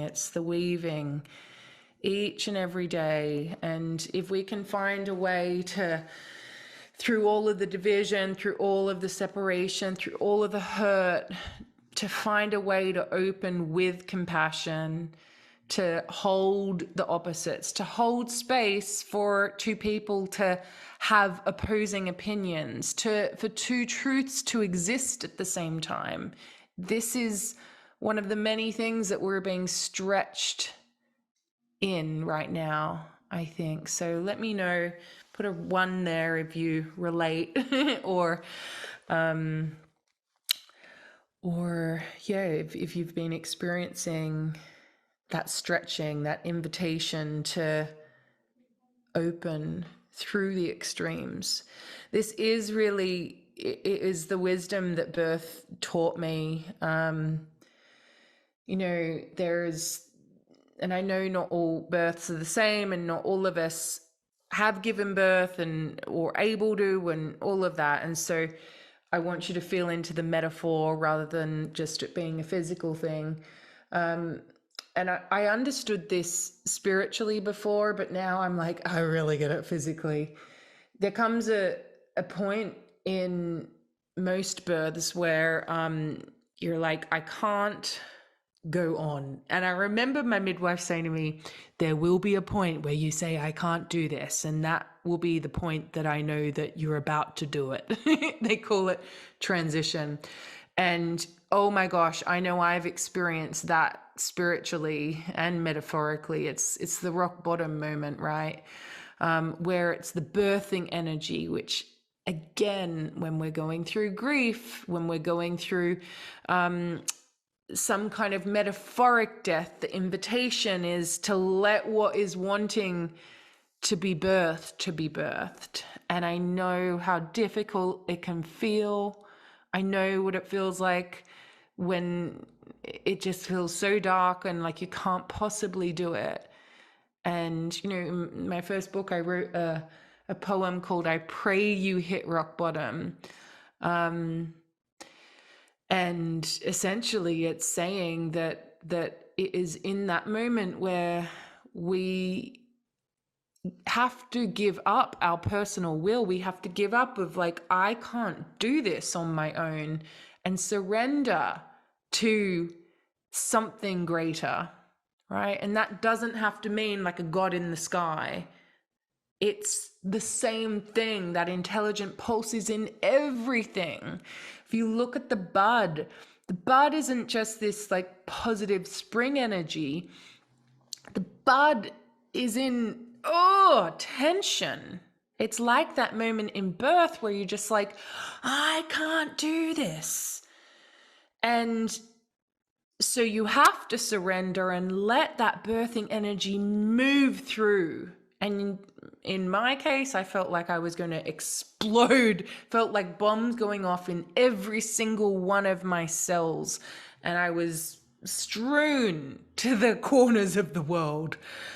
That's what it's like when we're called to be the bud and to find the courage to burst through it, to open. The bloom doesn't come unless we do that.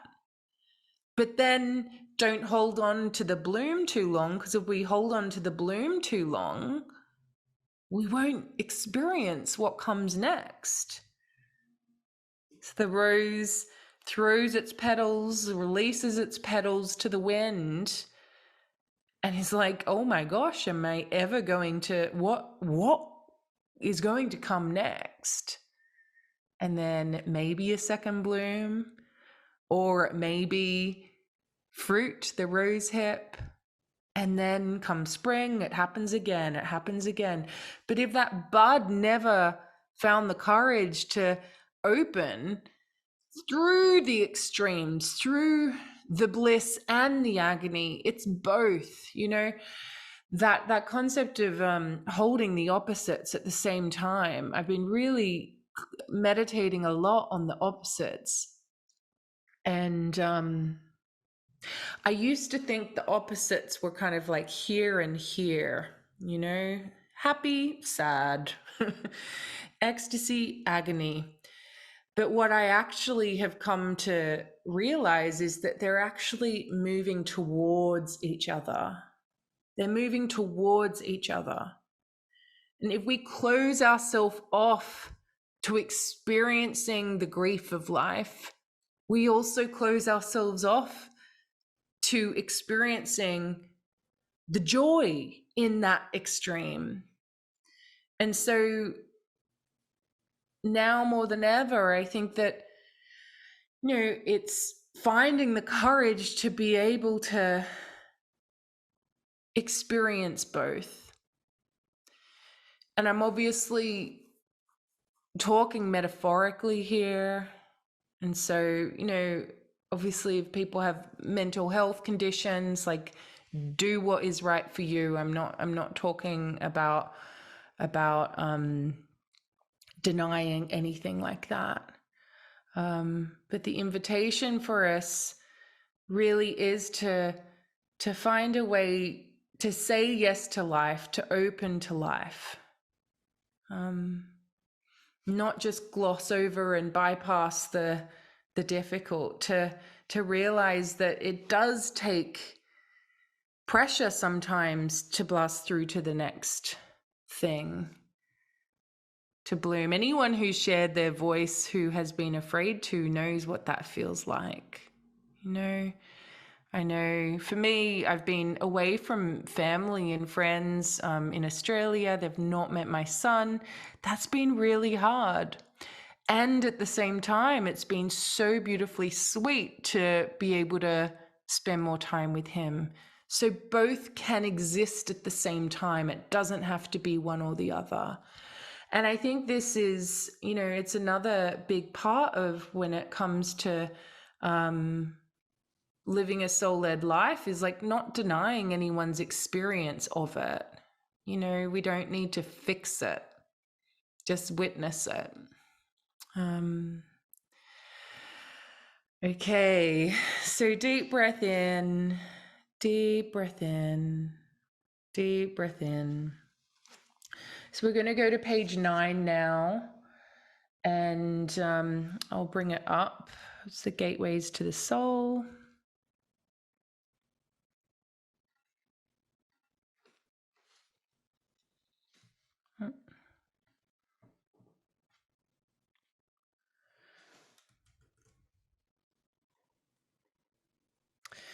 So first of all, I want you to fill in the top one. A gateway to the soul is something that invites your soul to come more fully into your body. For example, music, nature, meditation, gardening.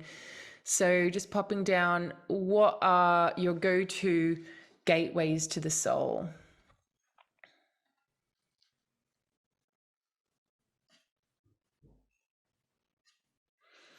You can pop them in the comments too. So it looks like it's page 8 for you guys, sorry. So it says weaving the soul into your everyday life. Altar work, great. Dancing in my room, wildlife, meditation, being in water, music.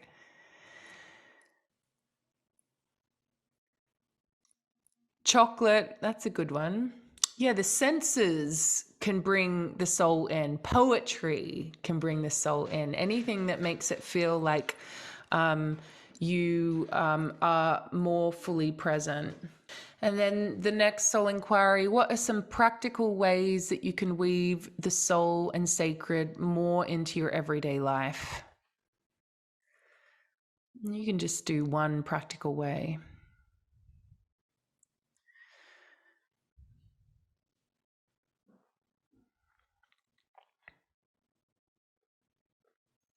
Off social media, that's great.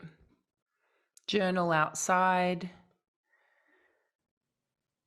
Singing, bicycle rides, silence, amazing.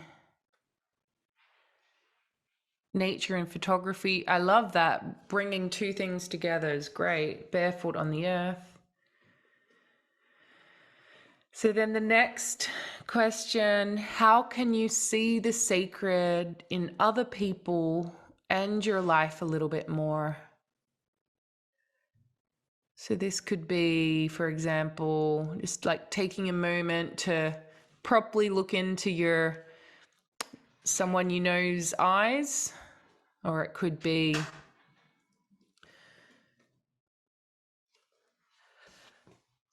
Or it could be to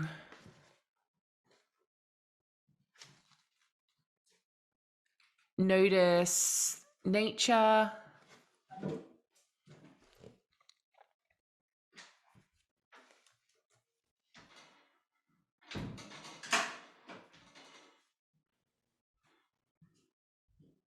listening, loving kindness meditation. Someone said, Laura says, wow, I was just writing, look in husband and son's eyes when you said it. Yeah, it's so simple, so simple. I often, what I've started doing with my son is, especially like if I'm working, if I'm working more than I want to work, I'll have a nightly bath with him. And what I end up doing is I'll have a moment with him. He's like such a wriggler, but I'll look into his eyes and I'll keep the gaze and I'll try and connect in with who he is beyond time and space and his body. And it's amazing. He does not stay still for long. Like, he's not a hugger or anything like that, but he stops when I do that.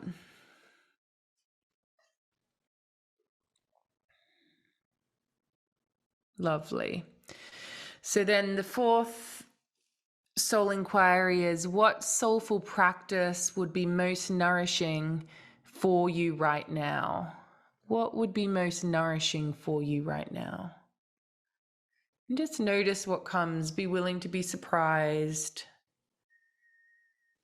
Got chanting, dancing, walking in nature, singing,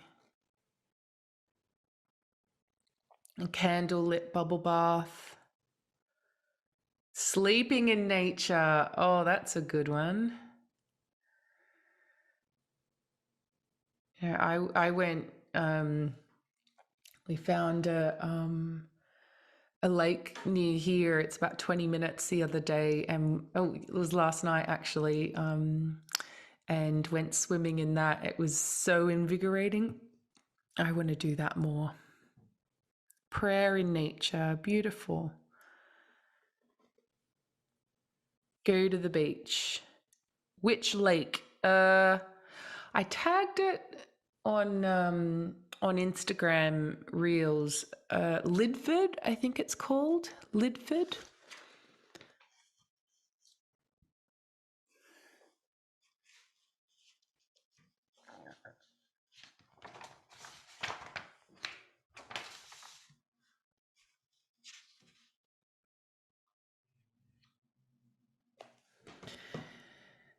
And so now we are going to be going to the next page, which is called We Are Nature. I want you to write down, how are you being called to return more to the earth? How are you being called to return more to the earth? Yeah, connecting crystals daily. Crystals are the earth.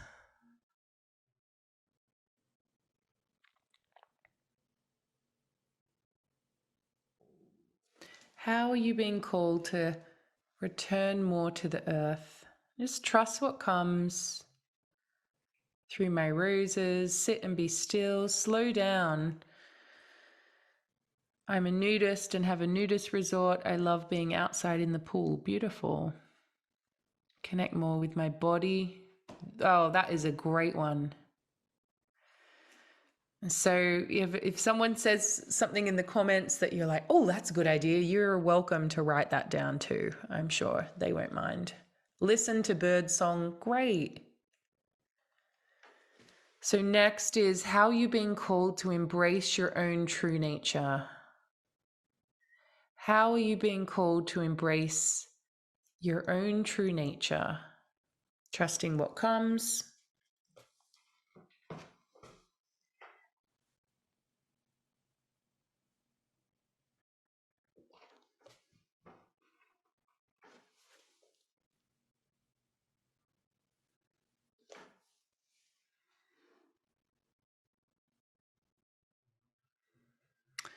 And the next one, what is your body trying to tell you?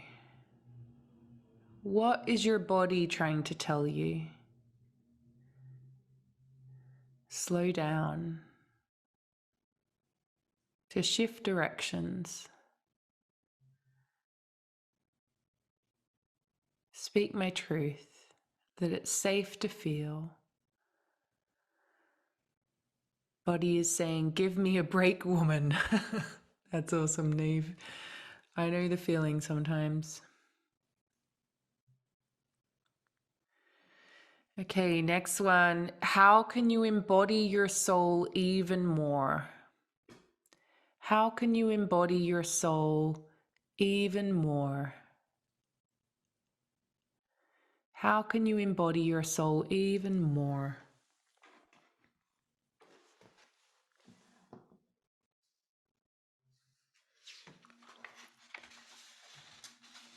How can you embody your soul even more?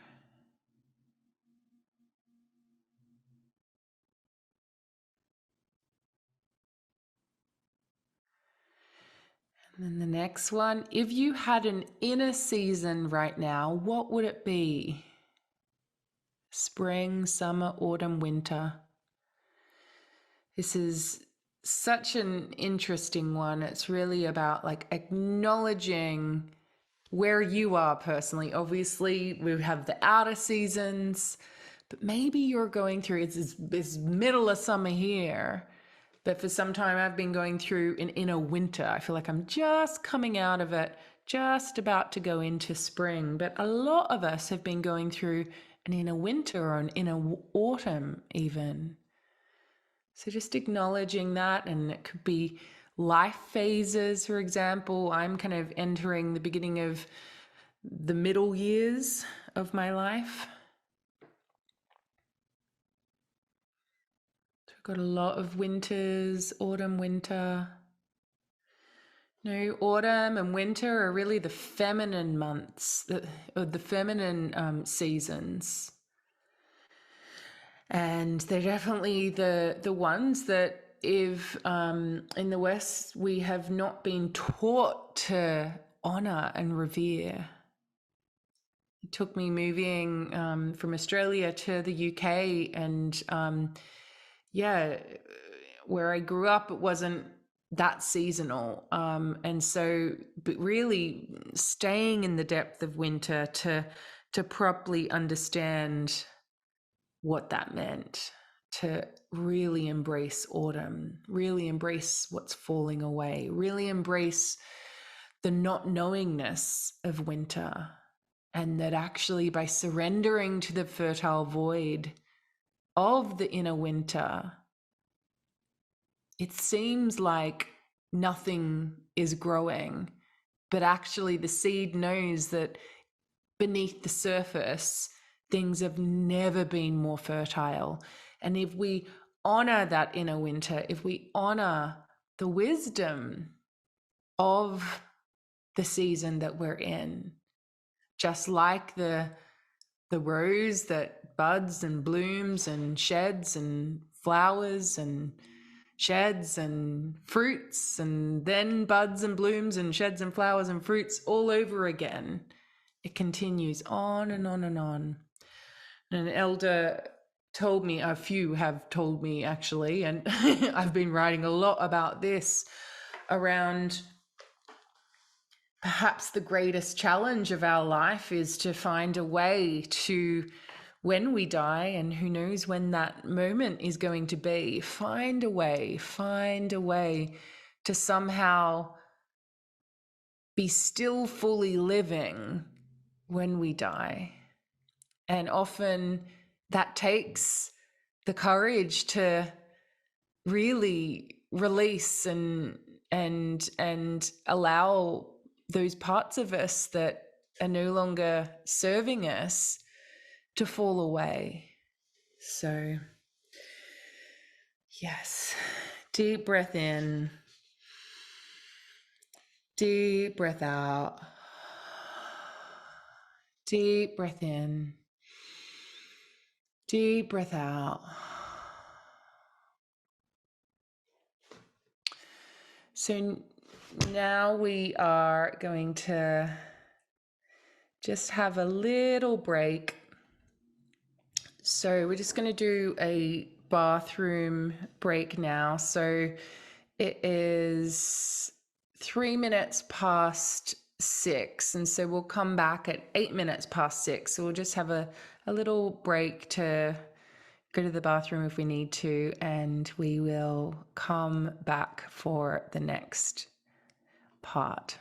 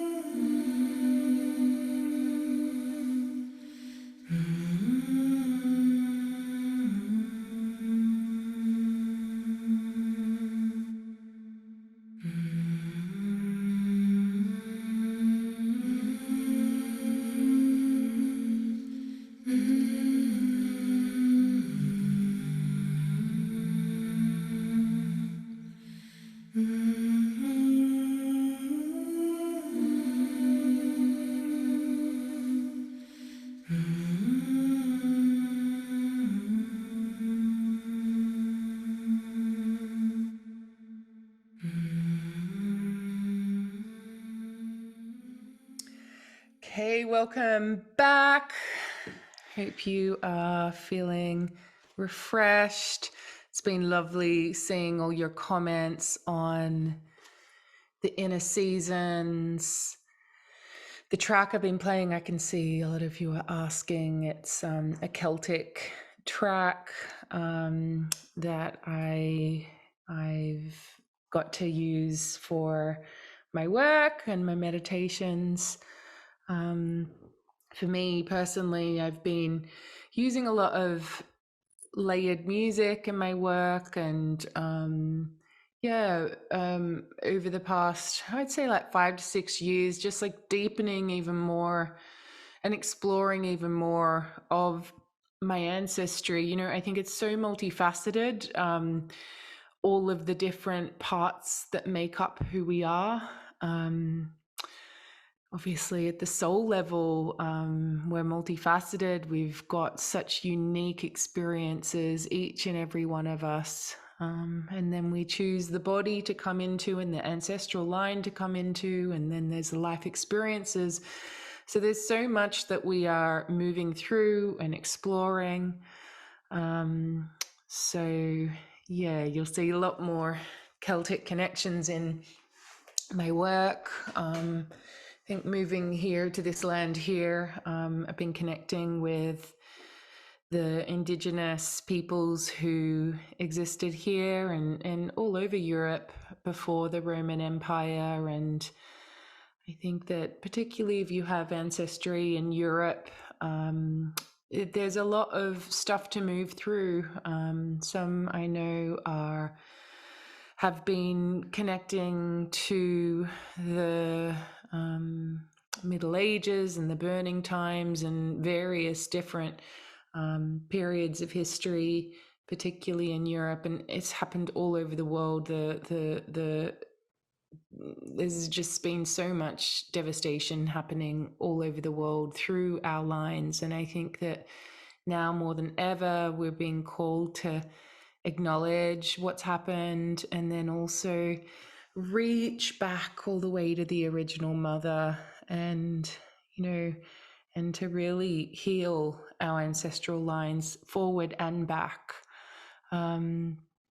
So we will be near the end of our gathering. I'm going to be leading us in a really beautiful, deep healing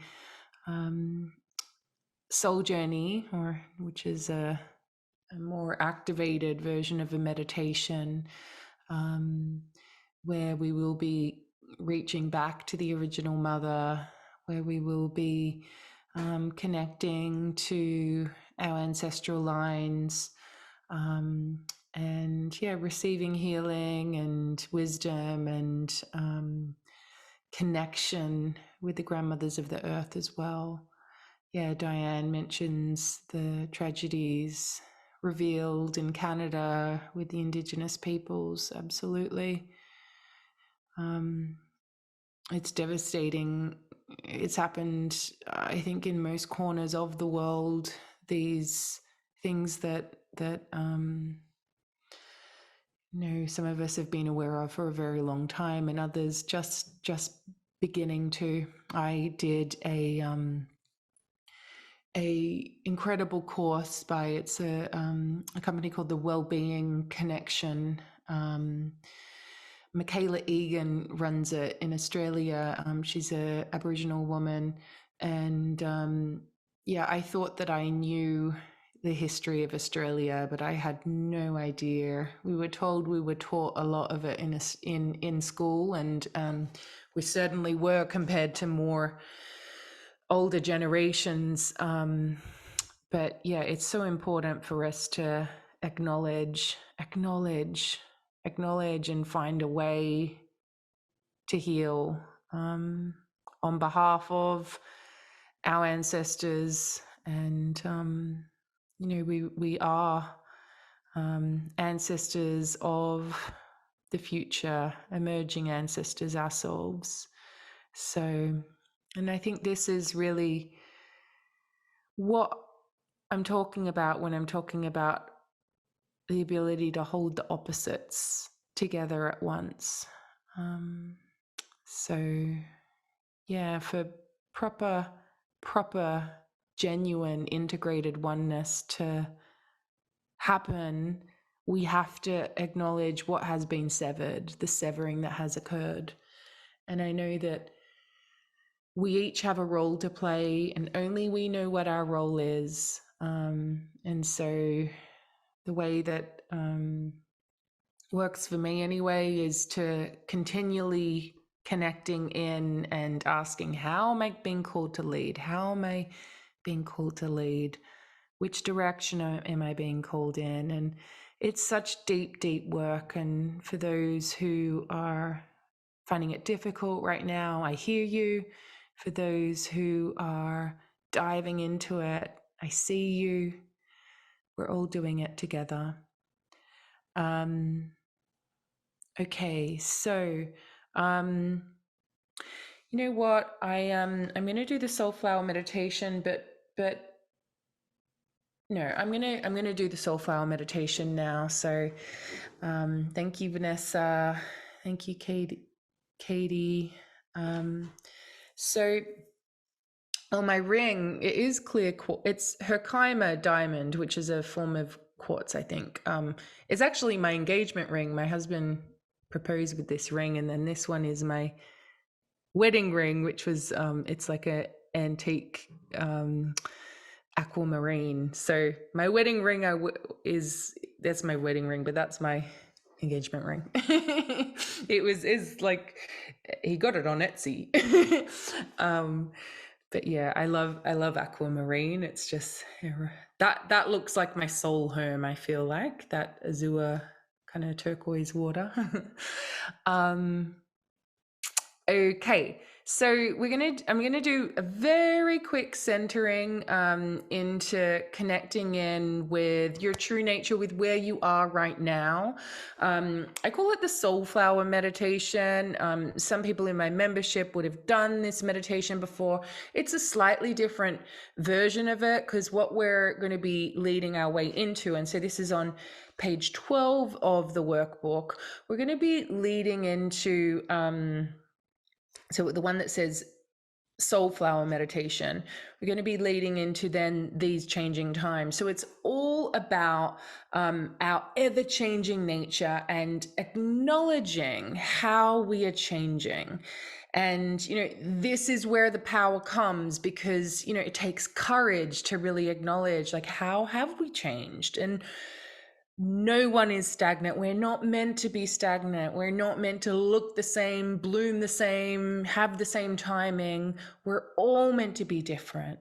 So this is what this is all about. And if you've done the soulflower meditation with me before, be willing to be surprised maybe something completely new is going to emerge for you. So I'm going to start the music. As always, just get comfortable. It's not a long meditation, and we'll be centering in. I'll guide you, and then we'll go straight into the inquiries. So have your workbook handy or journal if that's how you're doing it. Okay.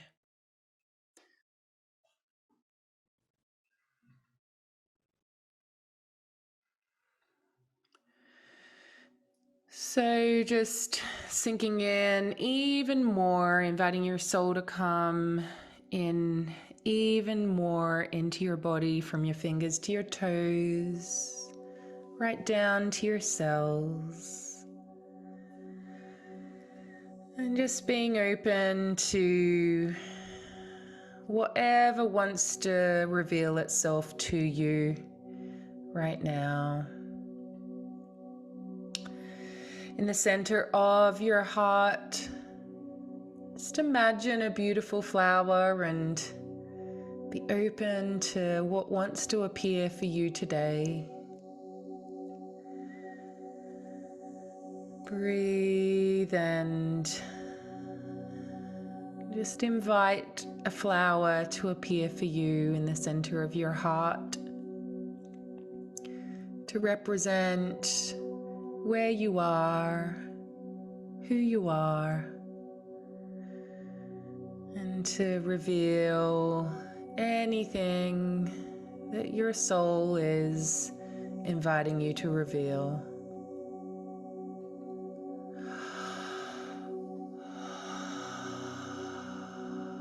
With your next breath, invite that beautiful flower to open just a little bit more. And just notice what color it is. Notice how open it is. Notice the texture.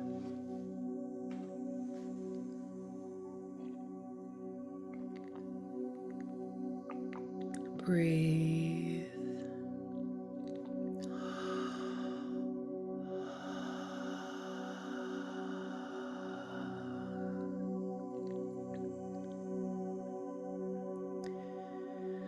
Invite this flower to give you a message. You can ask it a question if you want.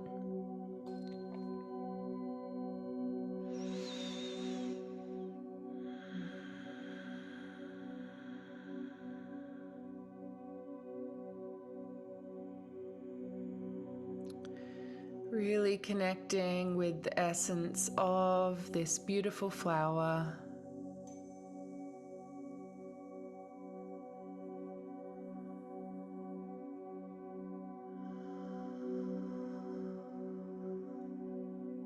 Receiving this beautiful flower.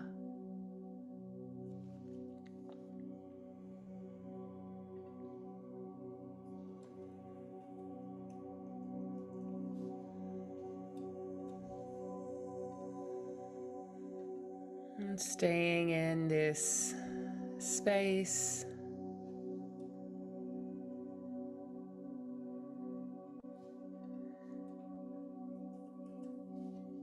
Going to your workbook and just writing down what flower appeared for you.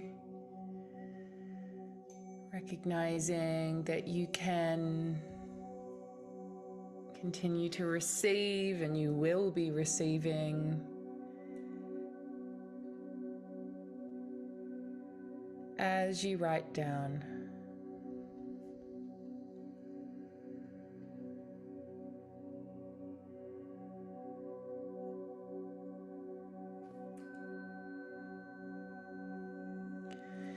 And going to the second question, did any messages come through for you? And you just connect now and just say, what message do you have for me right now? And just write it down. What message do you have for me right now?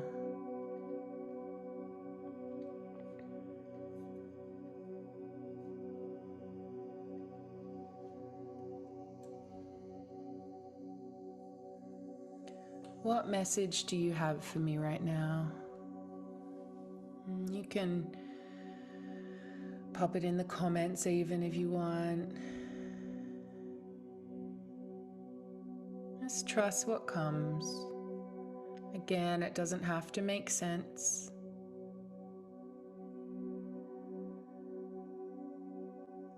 Ah, beautiful. I know some of us are feeling emotions right now.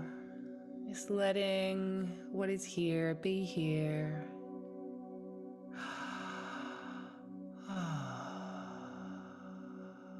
Beautiful, beautiful. The next question, how can you embrace even more of who you truly are?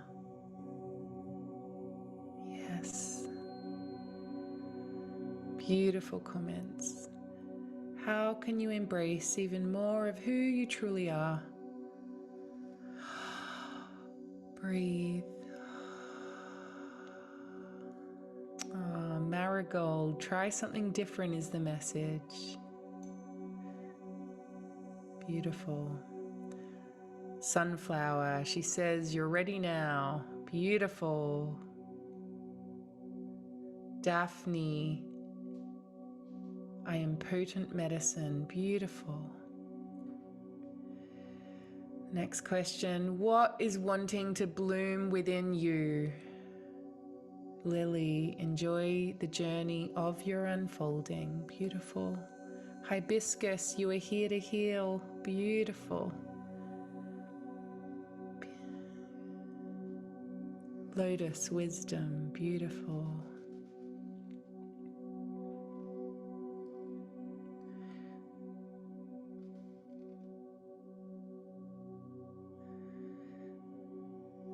Next question. What is ready to fall away? What is ready to fall away? Bird of paradise, live wild and free. Echinacea, you are beautiful and you are loved. Snowdrop, it's not too late, show yourself bloom.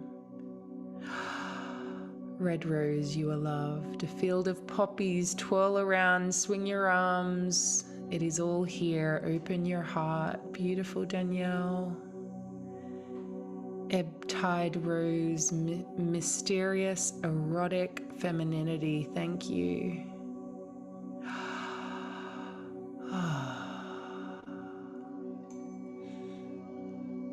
Purple and white, viola, set the sacred tone. Beautiful.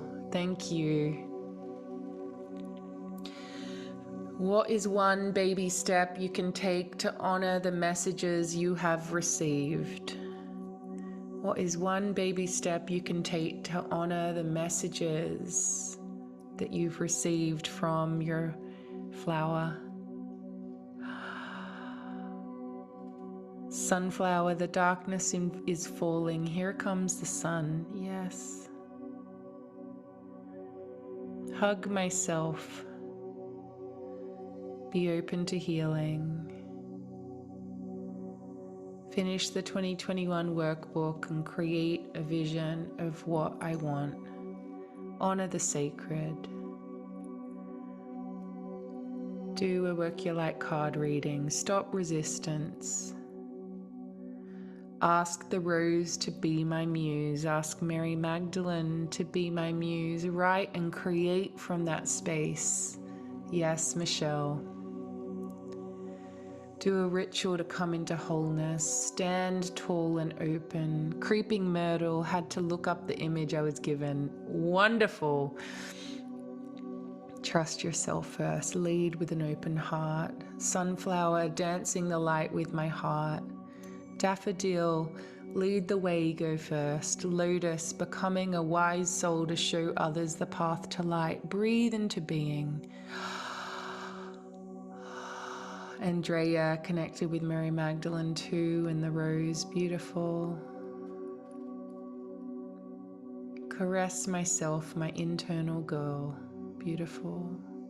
Root myself, turn to the sun. Yes, both at once, thank you. White lotus blossom, being okay alone. Thank you. Wild peony, feel supported by heaven and earth. Be open, be open, be open. Thank you. Moving to the next page, which is called These Changing Times. Claudia says, let the weeds bloom. Yes, thank you. Let the weeds bloom. So now we're moving into really reflecting how we have changed in these couple of years of all years. And so staying connected to the flower that appeared for you.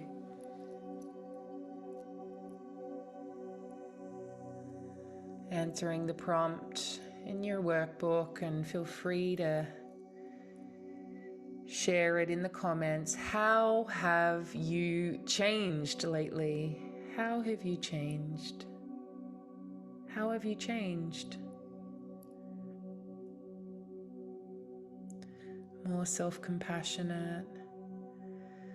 I've delved more into questioning about my life's purpose and wisdom. I'm not afraid anymore.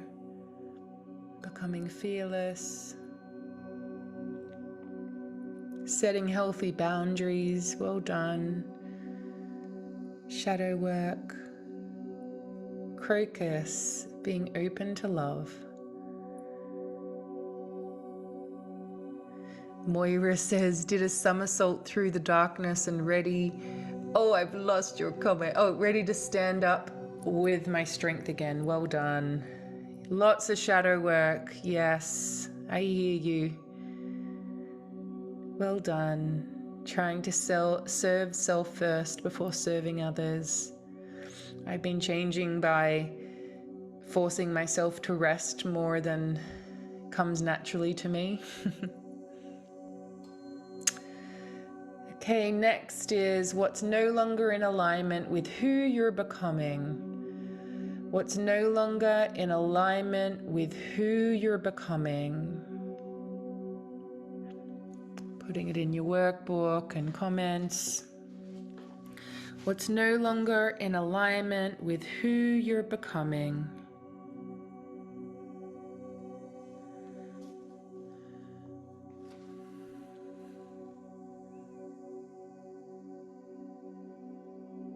My dance career, how I was raised, negative mindset, stressful, competitive work, the last threads of people pleasing. Love that way of describing it, the last threads. Yeah, things don't necessarily happen overnight. Scarcity, self-bashing, patriarchy, taking myself so seriously. I don't need to save the world. Abandoning myself for others. Martyrdom. Abusing myself with unhealthy addictions. Needing approval. Restrictions. Always needing a mentor. Well done.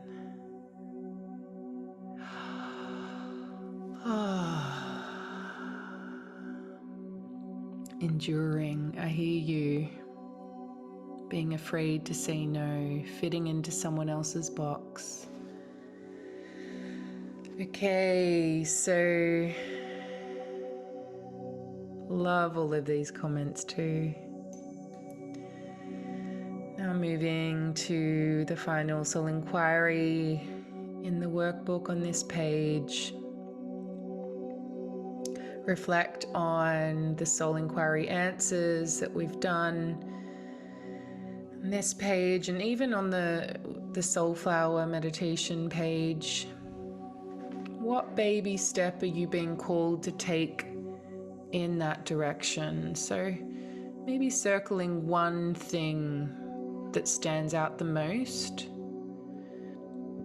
and then stating one little baby step. So really, really bite-sized action you can take really bite size.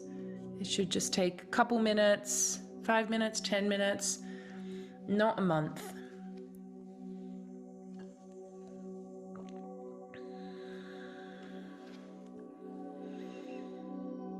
And feel free to pop them in the comments. Jessica says, go to bed earlier. That's a good one. Water gaze. Yes, Carrie Smith. Yes. Walk early mornings and then write. Cherish my beauty. Lots of go to bed earlies. I love it. This is what happens when we share. We can come up with ideas for us as well. Go to the sea. Yes, I'm going to do that tomorrow. Katie? Write for 5 minutes a day. Thank you, Brandy. Rest, rest, rest. Go to bed earlier. Lots of go to bed earliers. I love it. Earthing daily. Great.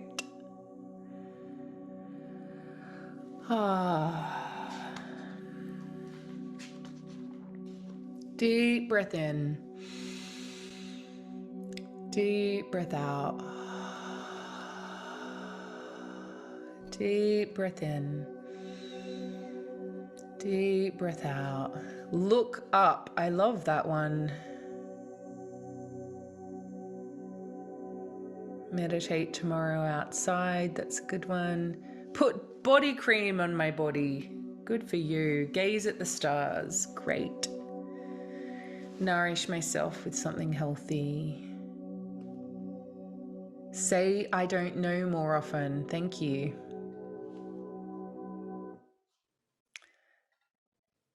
Intentional 5 minutes of daily listening to my soul. Perfect. Okay, so we are approaching the ritual part of our time together today. And so we're going to shift gears. I'm going to just I'm going to put us on just like a couple minutes break so people can go and get your water. So if you haven't got your water, I'll show you mine. We're going to be doing a water ritual with a chant and a Sacred Waters soul journey. So I have collected some very special waters from the Red and White Springs here and some other sacred wells near here. And so, yeah, that's my offering for us. And but you don't have to have water from a sacred well. I've just done that because this is where I am here and it's nearby, and I wanted to share that with you guys. But it can literally be tap water. Actually, that's what I suggest if you haven't already got it. So we're gonna pause for just literally under 5 minutes, and I'm just gonna invite you, if you don't already have your water, to go and you can literally just get a cup. I've got a cup here with water, and so we're going to be connecting with the water and connecting with the waters of the world through your water. So Carly's cat has just joined us. Great. And then we will be, I'll invite you to do whatever you're called to do with the water at the end of our time together. So you could keep it on your altar. You could anoint yourself. You could return it to, I don't know, a river or a lake or the ocean near you, or you could even you could put it down the toilet if you want, like returning it to the water systems. And the idea is that through our gathering, yes, Lynn, water plants, water your roses, drink it. Exactly. It's completely up to you what you do with it. Trust what you're led to do. So it's a group water ritual that we'll be doing. I'm sure many of you know about Dr. Emoto's work, which we're 60% water ourselves anyway, but scientists have agreed that actually water holds consciousness in it. And so with us gathering, like I said at the beginning, our capacity to heal and be healed, shift and can like reconnect with each other, return to each other, return to the earth is multiplied when we gather like this. And so the water is going to be holding that frequency. It's going to be holding the wisdom. It's going to be holding the healing. And I will invite us to, at the end of our ritual, to taste the water, and I'm sure you'll find that you'll be able to tell the difference from the beginning to the end. I know I can when I do it. So we're just going to pause for just like a minute or two, just so everyone can have a moment to grab their water, and then we'll return. So if you've got your water there, just chill out for a minute or two, and we will return and begin. I want you to be somewhere comfortable as well, because we'll be chanting to start with, then we'll go into soul journey, and then we'll return. So yeah, just get yourself organized, and I'll be back in a couple minutes.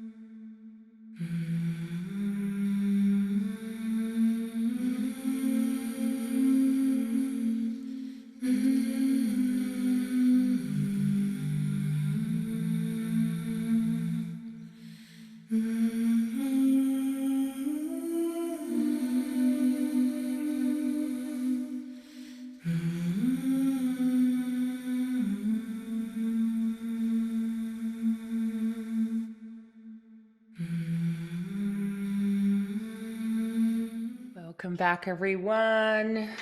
Okay, got your water, brilliant. So I have my water here. So what we are going to be doing is connecting with the Great Mother and the sacred healing waters of the planet. So I want to invite us all to, okay, we've got lots of pets joining us, that's great. So don't worry if you can't hear that music. We're going to go without if there's an issue. So just really dropping into where you are in the world, connecting with the waters within your body, in the water, in whatever it is that's carrying the water that you're holding. Acknowledging that we are more than 50% water, or 60% water. Who knows, maybe more.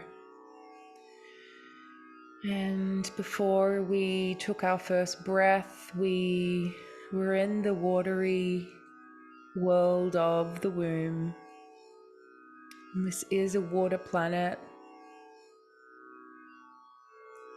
So connecting to this life-giving, nourishing, necessary element, acknowledging all those who do not have access to clean drinking water.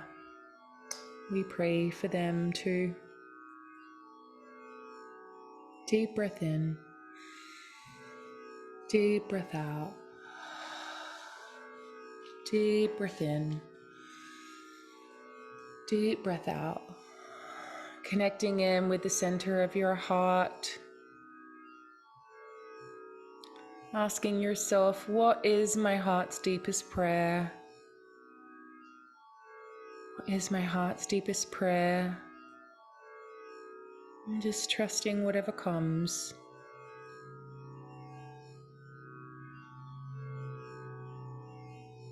Perhaps also offering a prayer for the world or for someone else. What is your heart's deepest prayer for the world or someone else?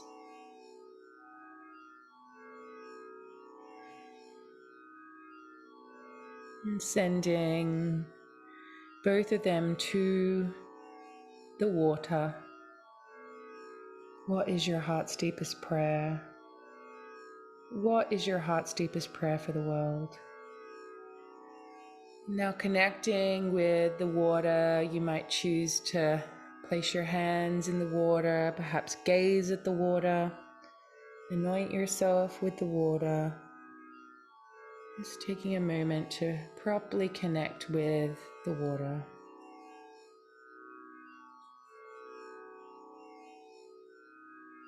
You might want to take a sip.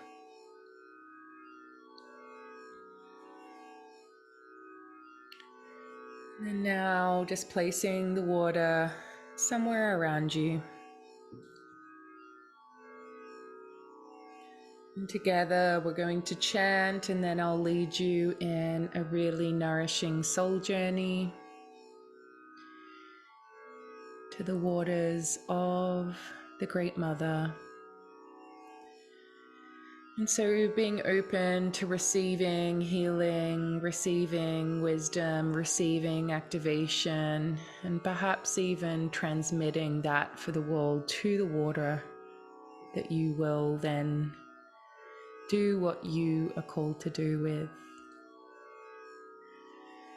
I'll lead the chant in just a sec, and then I'm going to transfer straight into the soul journey. The lovely Jennifer Berezan, I'm happy to be using her music with permission, which is just very beautiful healing music. When I first wrote about Avalon, I wrote an article called Returning to Avalon. And that word returning, you've heard me say it a lot. I'm writing about that word. I've been writing about it since I had my son. Returning to ourselves, returning to each other, returning to the earth. It is a spiral journey, and so I will be playing a beautiful track called Returning. So let that hold you as well. Thank you, Jennifer. Okay, so join me now in the chant. So the words to this chant are: Great Mother, my Ma. Great Mother, my Ma is in my mother. And when I'm saying the Great Mother, I'm talking about the one that births us all, the original, the cosmic mother, the earth mother, all of the mothers. But it's essentially the life force itself, the water that holds us, and that is us as well. So that is what we're going to be chanting. And sometimes I go into another chant, which is Ma, Hail, Ma. And Julie's going to pin those words in the comments. So if you struggle with the words, you should be able to hear them. But yeah. Okay, so I'm going to begin. When we chant, it's not about how you sound.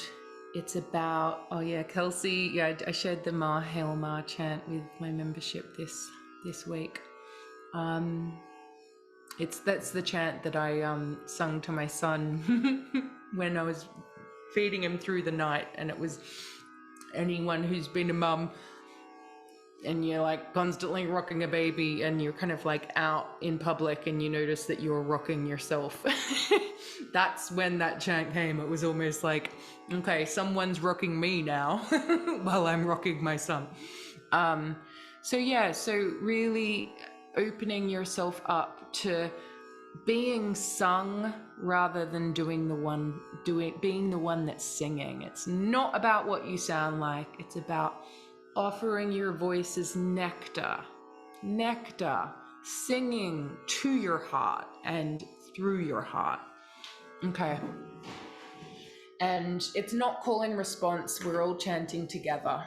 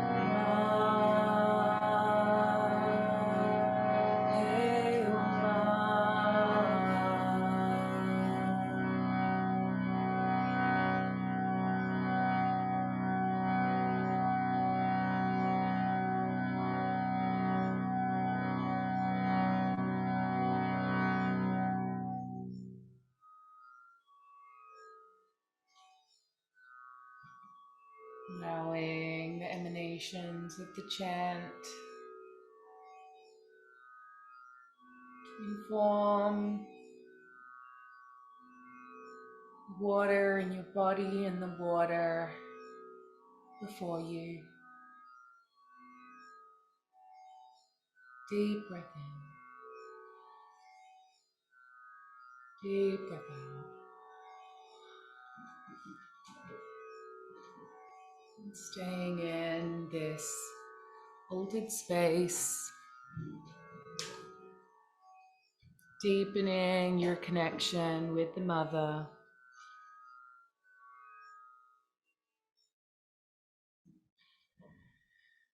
We're going to move now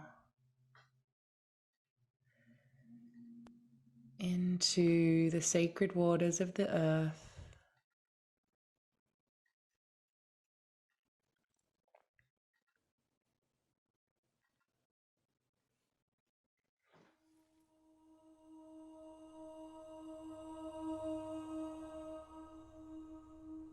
Breathing in and out really deeply.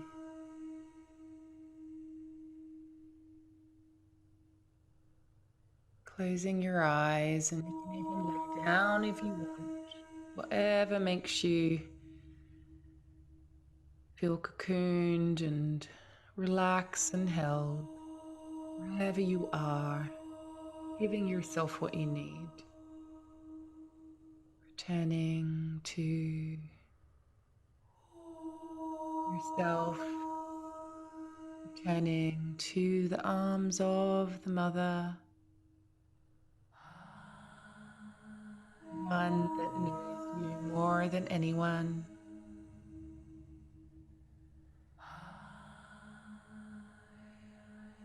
Breathe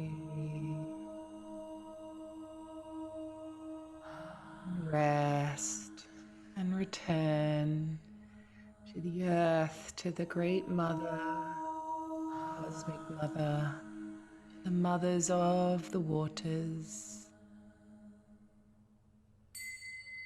Breathe, feeling held and supported and seen, more seen than you've ever been seen before, more held than you've ever been held before. Softening, resting. And if you drift off a little bit, that's fine. Give yourself what you need. Let the mother within hold you, nourish you, nurture you, heal you, support you, know you, welcome you. Breathe. Let go.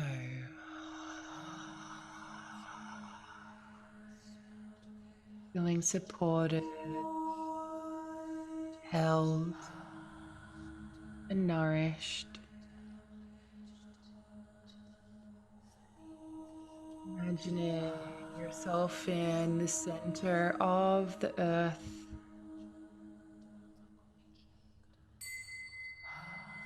in the arms of the Great Mother herself, floating in the most nourishing, sacred waters, crystal waters, nourishing waters, sacred waters, weightless, held, supported. Rest into her arms. Return to her, return to you, return to the earth. Breathe. Feel, replenish, receive, whatever it is your body's yearning for, whatever it is your cells are yearning for, whatever it is your heart is yearning for. whatever it is your soul is yearning for, receive it all. Fall into her arms. Be held. Be nourished. Be healed. Come home. Come home. Come home. Breathe. Be held.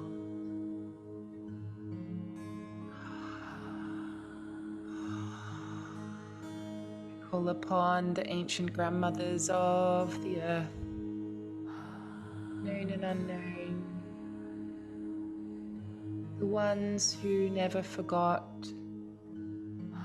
I call upon the wise ones, the connected ones, the sacred ones. Encircle us. Whisper your wisdom into our ears. Help us remember what we have forgotten. Breathe. Be held.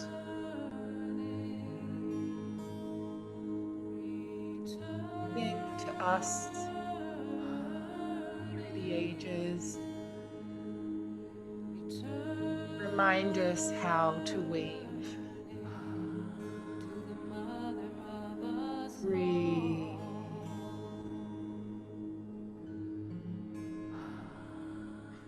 Receive. Return. Return to the earth.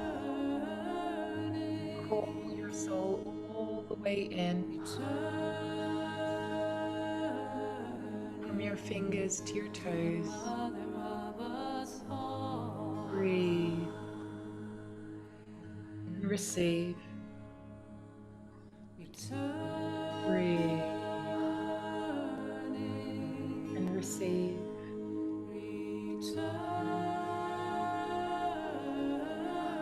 Breathe.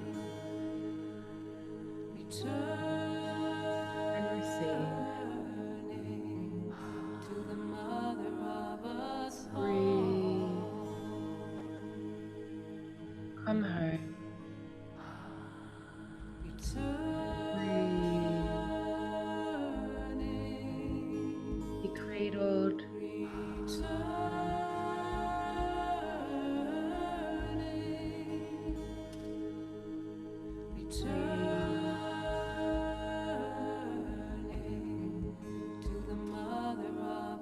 Let go. Be woven. Be sung. Return.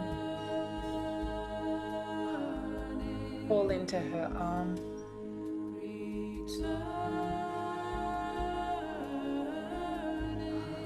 Drink it all in.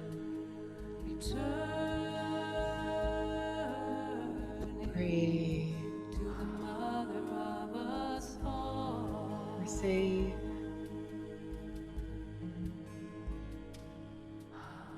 Breathe. Come home.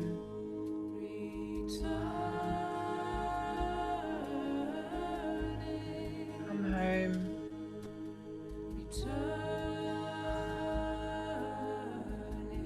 Be held and supported.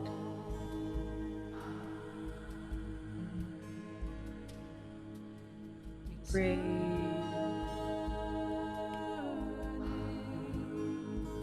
Receive.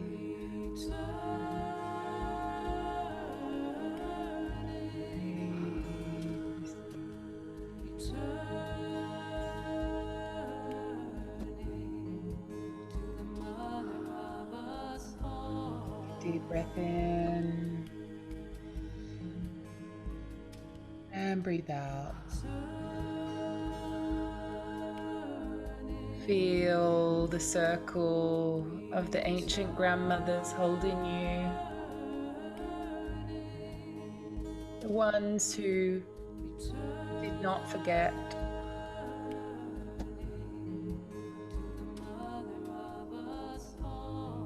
Let their voices carry the wisdom that you yearn for. Breathe. Receive. Held. The sacred waters inform your waters within your body, in your life, within the water that you collected. Let those waters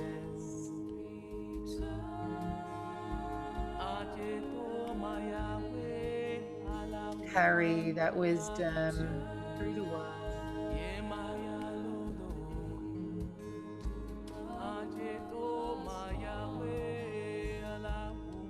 Just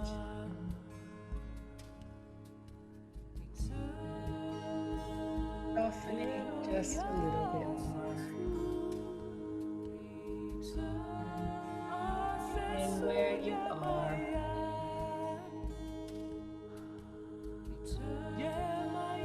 go in gently.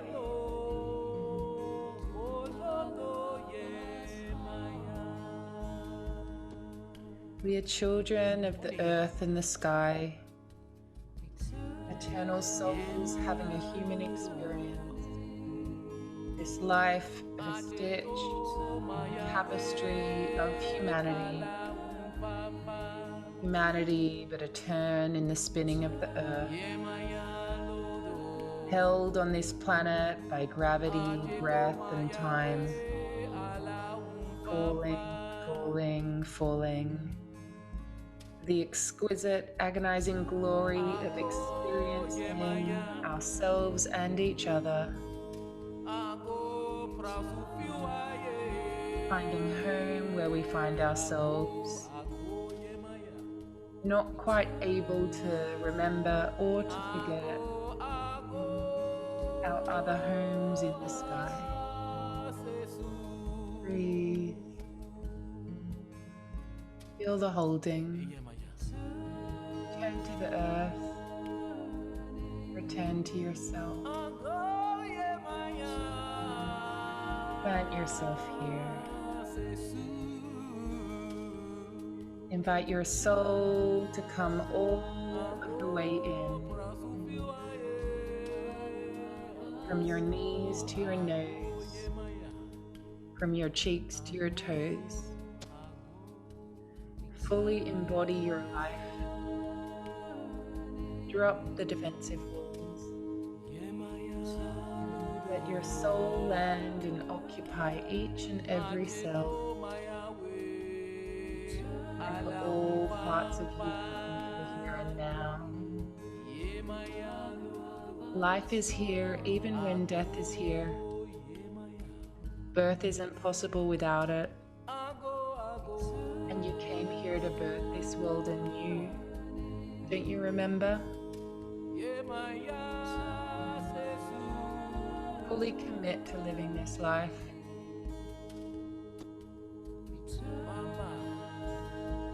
Put your 2 feet and your ancient soul wholly and completely in. Plant yourself here.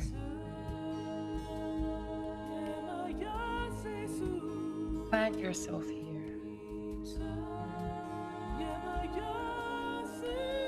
Return to the mother. Return to the earth. Return to yourself. Return to each other. Breathe.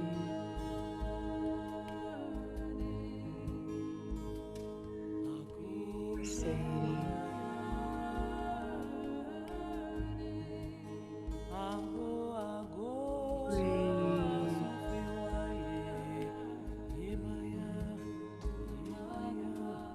Receive.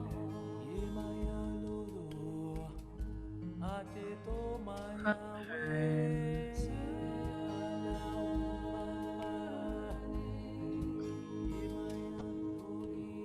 Breathe.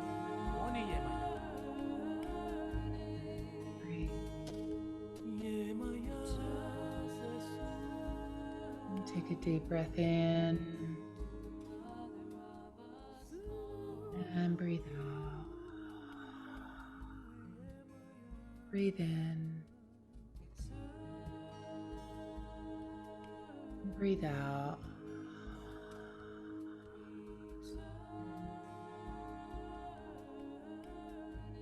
Thanking sacred waters, thanking the ancient grandmothers,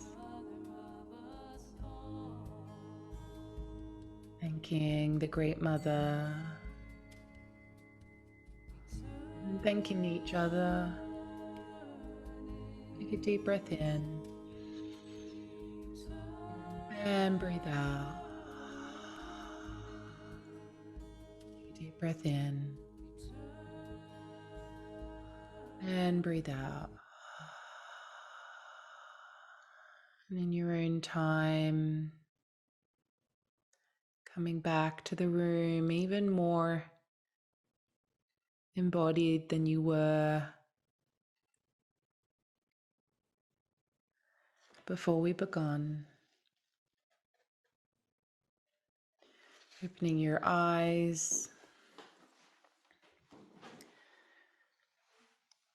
and sending your prayer and whatever you feel in your body, whatever you received during that time connecting with the water. Erin says it was like a soul massage. I can feel that too. And Dawn, if tears come, welcome them. My teachers told me that tears are the most sacred waters on the planet. Tears of comfort. Thanks, Tina. Calming, beautiful. So connecting with your water and just noticing what you notice about it. Maybe taking a sip. Maybe you'll feel the difference in the water. Oh, that's so sweet, Stephen. I never felt more love since I met my late wife. Oh, that is so beautiful, Stephen. Thank you.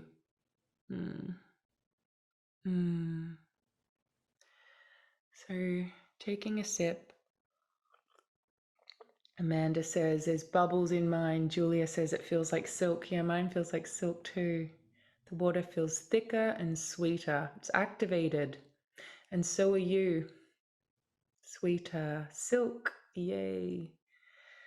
Wonderful. So if Lynn says tastes spacious. Yes. Colleen, soft.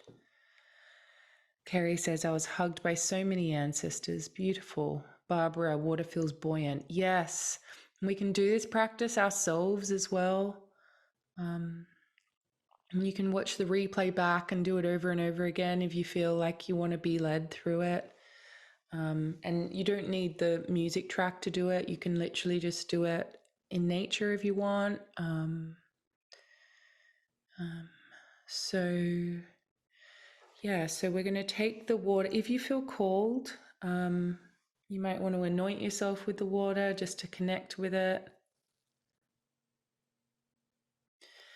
And then it's up to you what you want to do with your water. I love seeing if you do feel like sharing it, please tag me on Instagram because I'd love to see. I just love seeing what happens with it. Raquel says I was anointed by the grandmothers.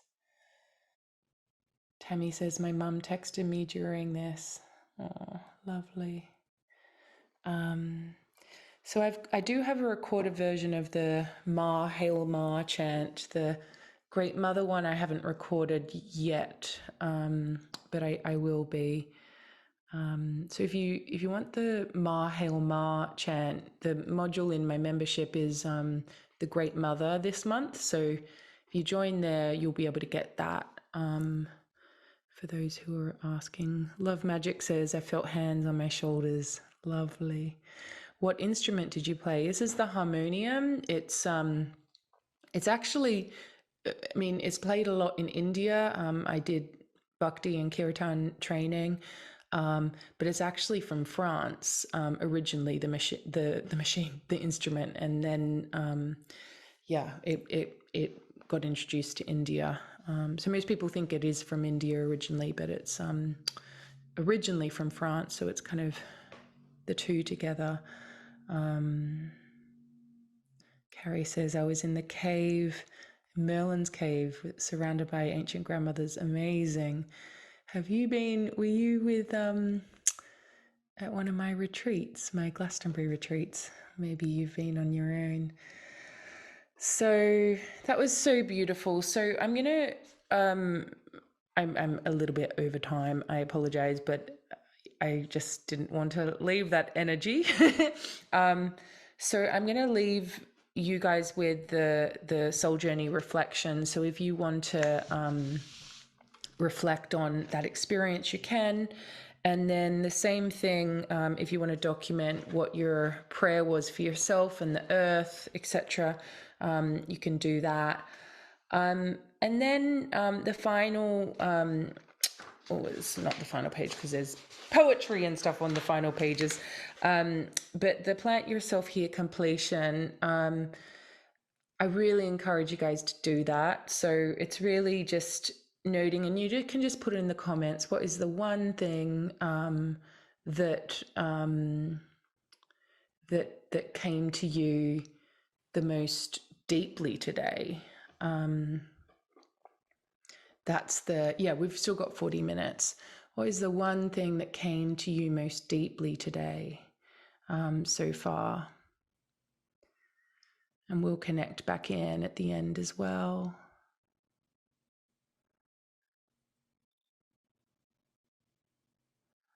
What's come through the most strongly now?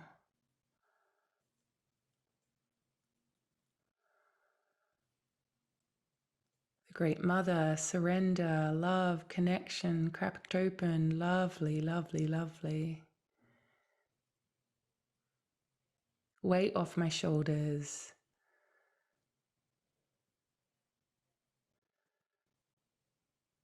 Held and supported. Coming home. Safety, bloom where you are. Serenity. Lovely. Lovely.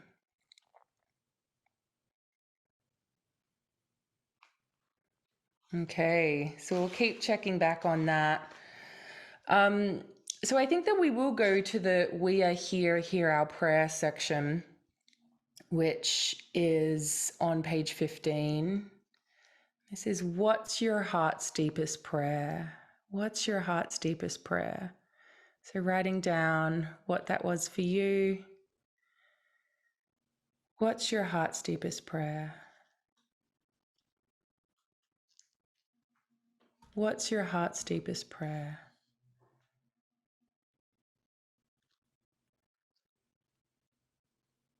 Just popping it in the comments as well.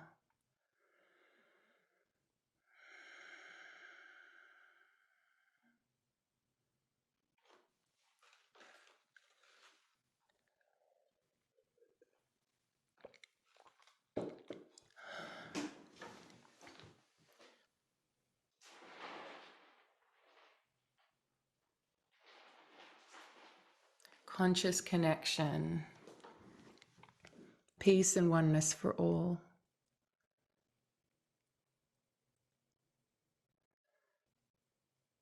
Allowance to embody my higher self, to shine my light authentically.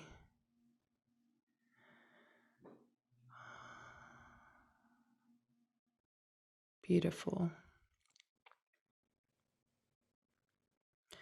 And then what's your heart's deepest prayer for the earth or for someone else?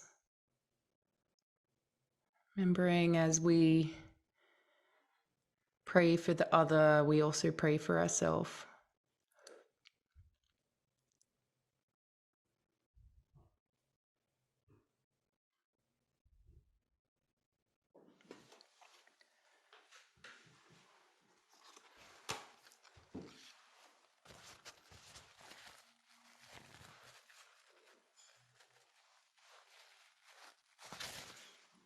Community rather than autonomy. Beautiful. Kindness. Coral says for us to fall into trust. Yes. I pray for deep healing of ancestral wounds, gentleness to heal itself. Beautiful. And then now I want you to write down how you're called to work with the water that you gathered. You being called to return it to the earth. Water my plants, drink it, putting it on my altar, anoint myself and sip it. Beautiful. Give it to my cats. I love it. Feed it to my babies. Drink it. Bathe in it. That's a great idea, Bonnie. You can just add it to your bath. You can also do this practice like while you're in the bath.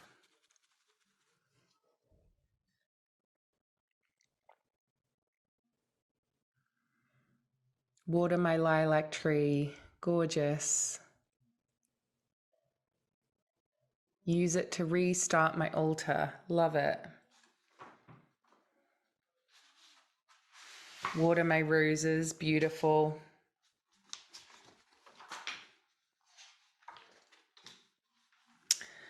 So we're going to activate the water a little bit more now. I'm going to lead us through another chant, which is another one of my chants, which is, we are here, hear our prayer. We are here, hear our prayer. So place your water wherever feels good to you. Getting comfortable. I'm just going to set up this sound.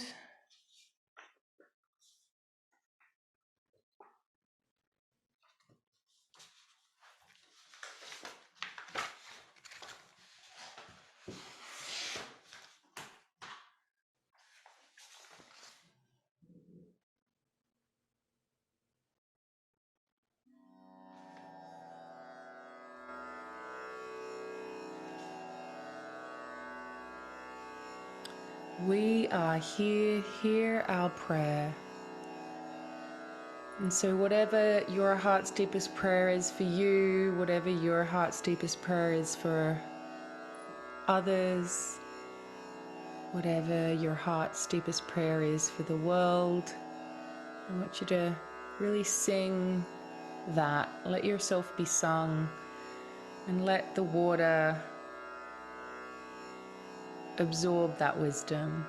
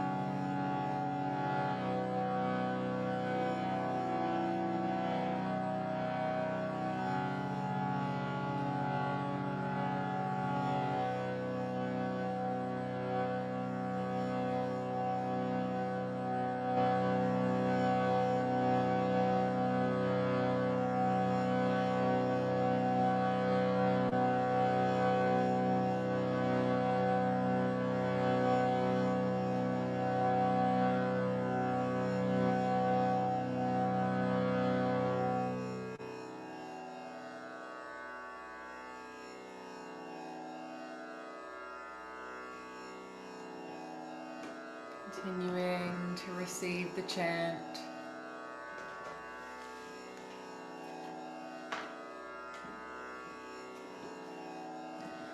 Knowing that chanting is a vibrational practice. It's a vibrational practice that actually prepares us for meditation.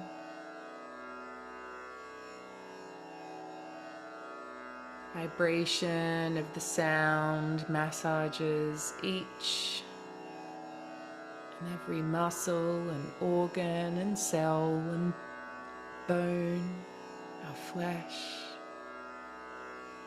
Breathe. And receive the chant. Breathe. And release your prayers. Breathe. And see if you can enter a state of even deeper holding than you did before. Breathe. Continuing to feel the prayers gathered by all of those who have sung along with you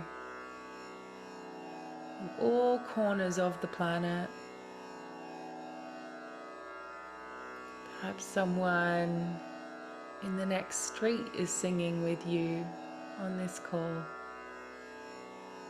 Perhaps someone in the same city, perhaps someone in the same suburb, and perhaps many in the same country, continent. Together we create a beautiful web.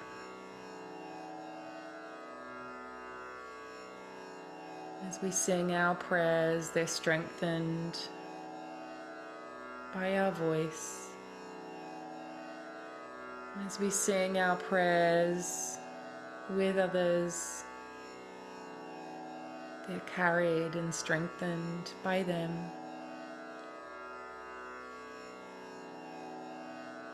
Breathe. Continuing to receive the chant. Breathe. Deepening into your body. Breathe. Still perhaps feeling the tingling as the chant works its way through you and around you.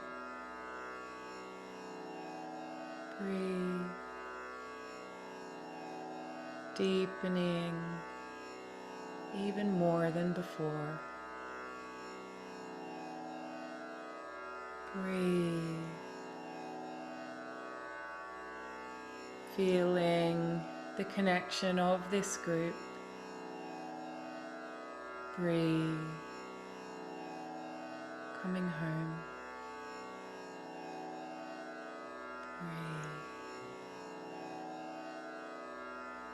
Resting more in your body.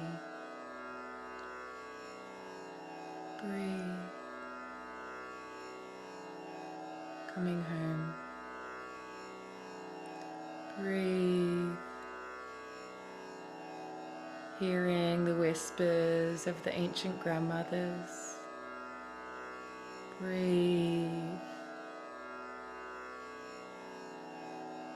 Feeling your connection to the land that you're on now. Breathe. Feeling held. Breathe.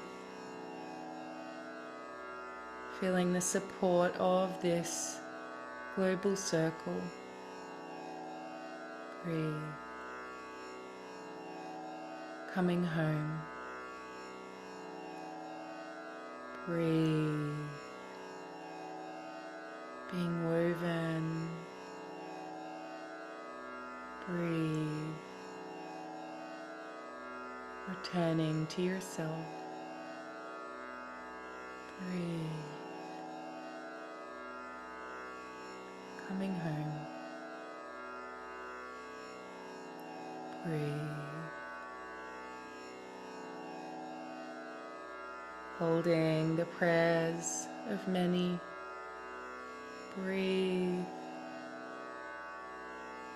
Releasing them into the world. Breathe. Holding your heart's deepest prayer. Breathe. Coming home. Breathe. Holding your prayer for the earth. Breathe. Coming home. Breathe. Feeling more rooted in your body. Breathe. Finding your way back home to yourself. Breathe. Feeling held and nourished. Breathe. Finding your way even more deeply to the earth. Breathe. Feeling supported. Breathe. Surrounded by the grandmothers. Breathe. Feeling the presence of your flower. Breathe. Allowing your roots to travel all the way through the layers of the earth. Breathe. Feeling held and supported. Breathe. Deepening even more into the earth. Breathe. Planting yourself even more here than before. Breathe. Calling your soul back home to the earth. Breathe. Being in connection. Breathe. Being open to reweaving. Breathe. Surrendering. Breathe. Seeing us all as part of a great tapestry. Breathe. Trusting your own inner guidance. Breathe. Seeding what you came here to seed. Breathe. Accessing those future rose gardens and forests. Breathe. All of it seated within you. Breathe. Deepening into the surrender. Breathe. Returning more and more to the earth. Breathe.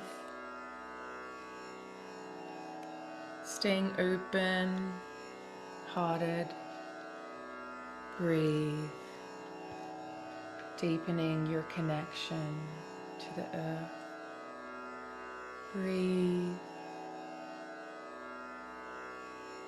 Opening your heart just a little. Breathe. feeling held. Breathe, feeling the final layers of the chant. Breathe, feeling held by the earth. Breathe, receiving the healing. Breathe, connecting to heaven and earth. Breathe, being open to being a weaver. Breathe, being the dreamer of a new earth. Breathe, opening your heart to humanity. Breathe, trusting the seasons within you. Breathe, surrender. Breathe, feeling held by the earth. Breathe, opening just a little. Breathe, staying open to connection. Breathe, releasing what's heavy to carry. Breathe, returning to earth.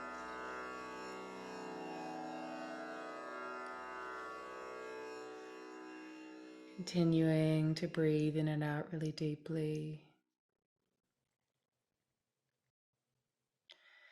The great reunion. There will come a time when the souls of the unknown meet the family of humanity, when we'll no longer relive the agony of separation through erecting borders, fences, and walls, when we'll realize that each one of us is made of the same ancient star stuff in body, mind, bone, and soul, the earth and the cosmos breathing itself in and out, in and out, in and out, since the beginning of the circling of time, when we'll find our way back to each other, for our survival depends on each other, when we'll embrace our differences and our similarities, when we'll know that change isn't only inevitable, but our most natural state, when we'll be reunited with our brothers and our sisters of planets and stars familiar, when hearts will be wide and communication will be free, where home will be everywhere, everywhere, everywhere, everywhere, everywhere. When we'll cast a circle of love around all of humanity. That day is coming, that day is near, that day is coming, may it be almost here.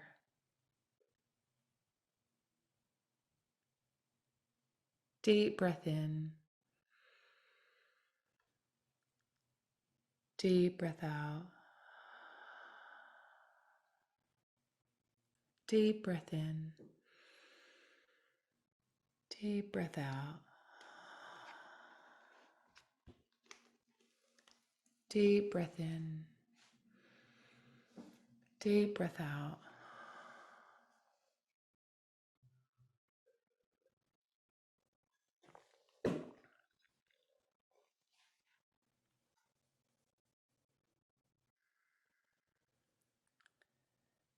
Okay, so breathing really deeply.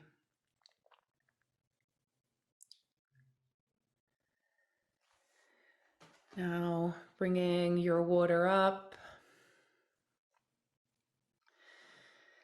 and I want you to whisper your heart's deepest prayer into the water 3 times.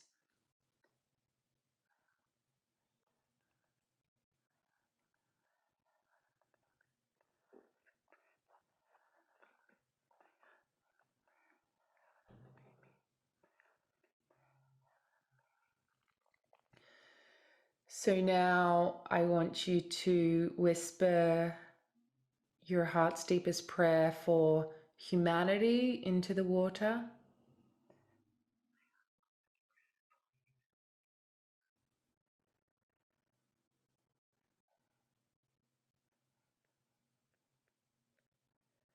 Repeating it 3 times.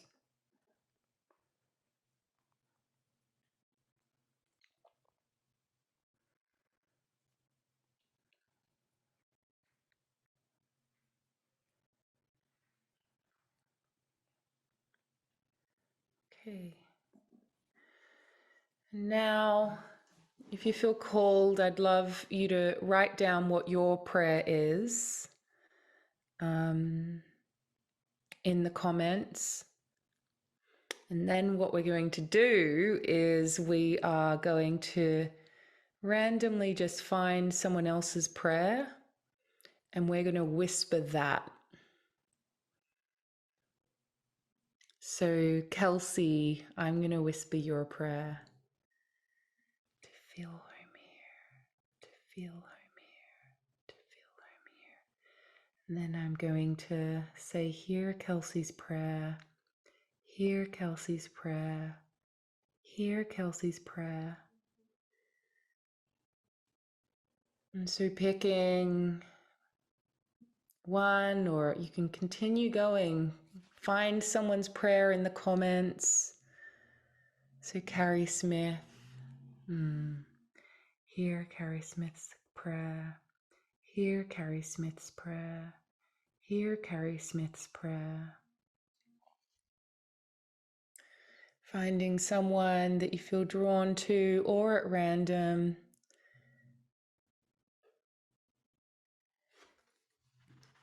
Hear Heather's prayer. Hear Heather's prayer. Hear Heather's prayer.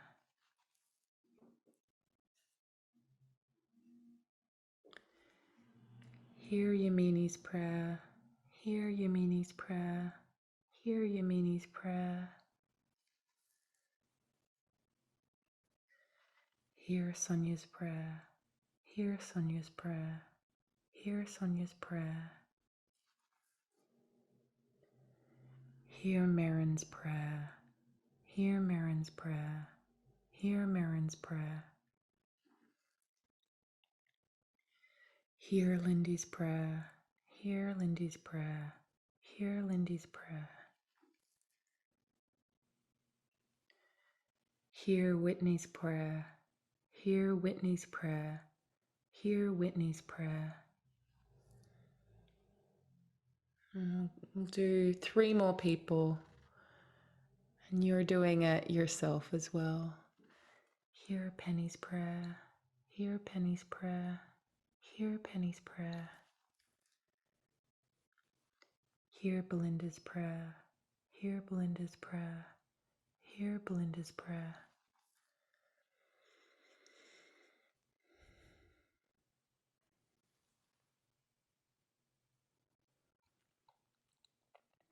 Hear Dawn's prayer. Hear Dawn's prayer. Hear Dawn's prayer. Hear Stephen's prayer. Hear Stephen's prayer. Hear Stephen's prayer. Okay, and doing the last one. Hear Francine's prayer. Hear Francine's prayer. Hear Francine's prayer. Okay. So acknowledging what the water's carrying, these beautiful prayers. Each of us, many of us on opposite sides of the planet. And I know there's this beautiful hundreds of people with me now. Christy says, my tears fell into my water. Oh, beautiful. So, Love Magic says, during this time I envisaged each of us holding hands, swaying, and had this feeling of home all while chanting Om. Oh, beautiful. Thank you. So we are the prayer carriers now. And so each of us in our own time after this event, we will go off and be led by the water. Make it part of the event. And maybe you don't have time to do straight after, but put some time in the diary to do it tomorrow morning, or maybe it'll be at nighttime tonight when everyone else is asleep, or you can put it on your altar, but don't let it stay stagnant there. Be mindful of what you're being called to do with it. You could return it to a body of water. You could water your plants. You could, if you're near the ocean, you could put it in the ocean. Yeah. So trust where you're led, how you're led with your water. And just kind of maybe notice the water now. I know the kind of the edges of my water have changed for sure. So just noticing it and yeah, being open to. Christy says my cat drank most of my water. Lol. Christine says put it in my bird bath. Denise says healing my peach tree. Lovely. Beautiful. Bonnie says, I was brought up with holy water for protection. Well, we're creating our own holy water. And I think this is the thing. When we're returning to the earth and working with the elements, we're remembering that actually everything that is sacred and holy is the earth. And we are the earth. Our body is the earth. And every way that we've disconnected ourselves from our body, from the feminine, and of course the feminine is within each and every single one of us. The masculine, the sacred masculine as well, it's both. And, we never got kicked out of the garden. We are in the garden. We are the garden. And so, yeah, I'm looking forward to seeing what you guys do with your water. And Belinda says, I put my water from Lourdes in my water. Wow. Oh my gosh. I've not been to Lourdes yet, but I really want to go. Wow. Davina says the water seems thicker. Lovely. Anita says, tastes holy and incredibly pure.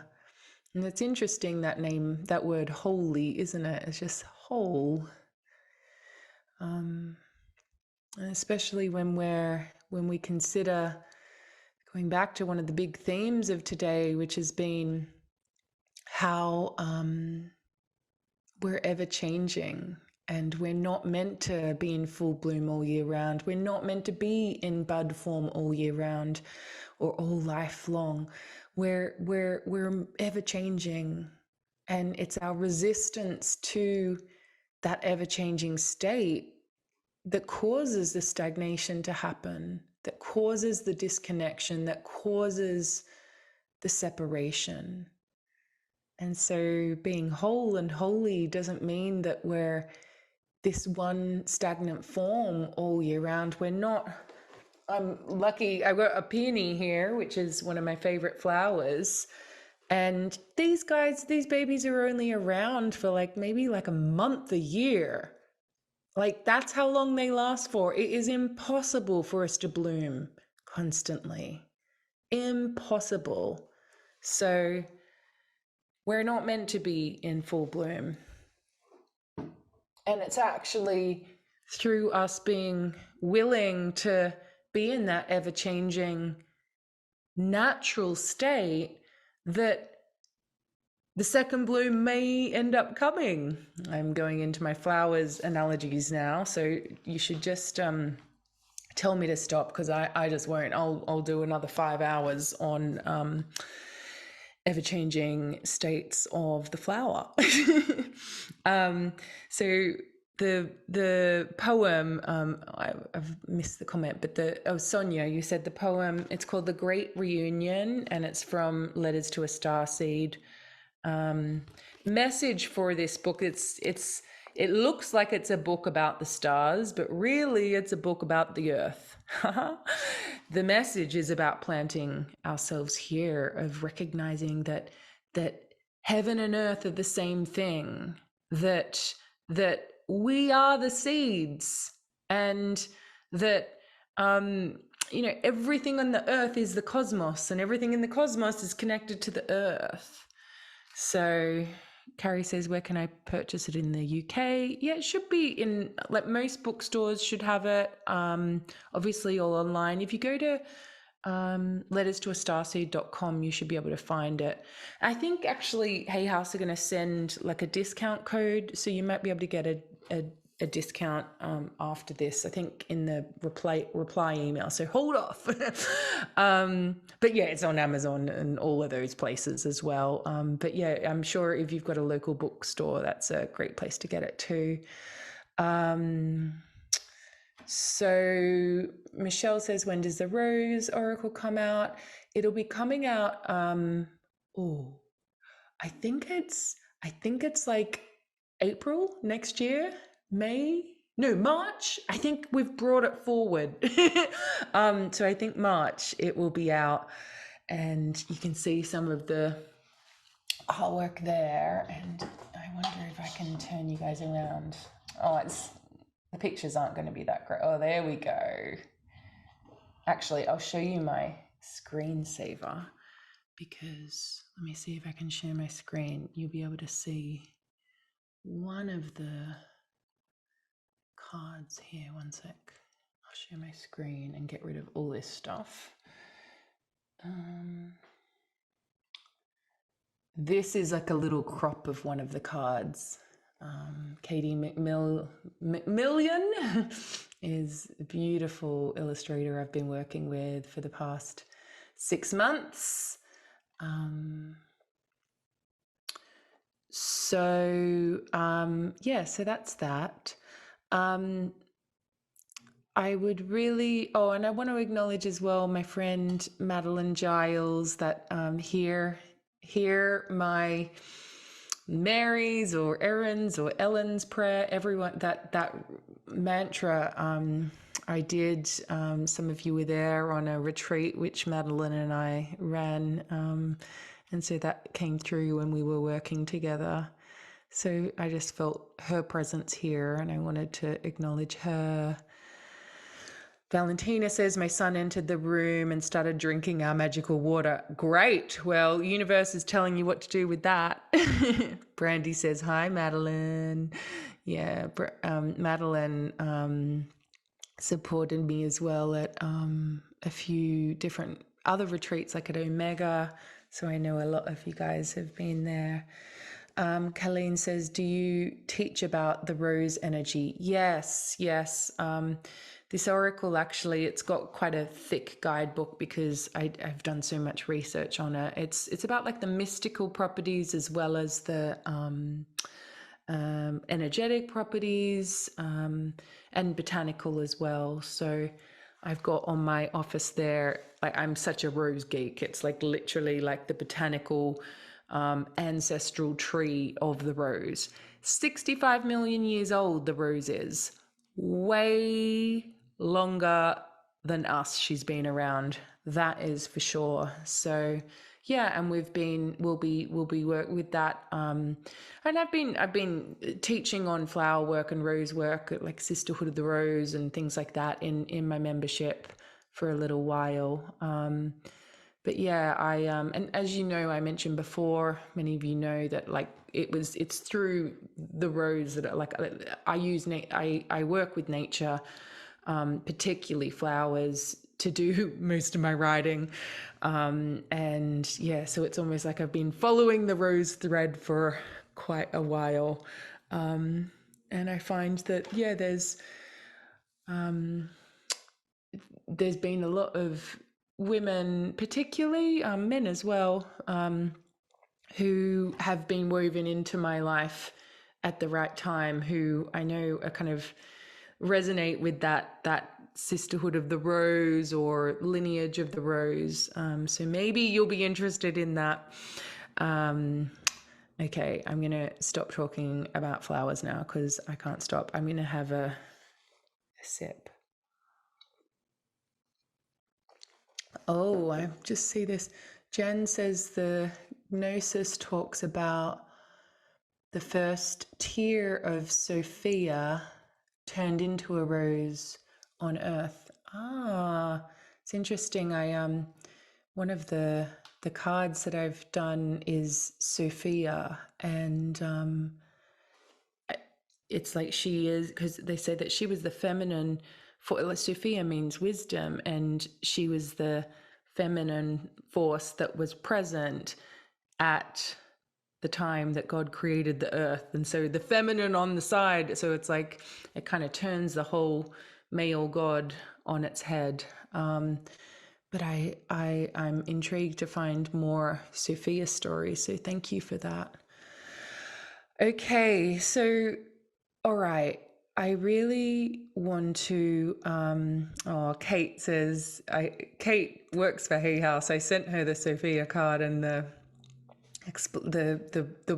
copy today because her daughter is called Sophia, and yeah, strong feminine line there. Okay. Oh, David Austin fan. Me too. Me too. You celebrate the passing of special people in your life with a rose. Oh, what a beautiful, beautiful tradition.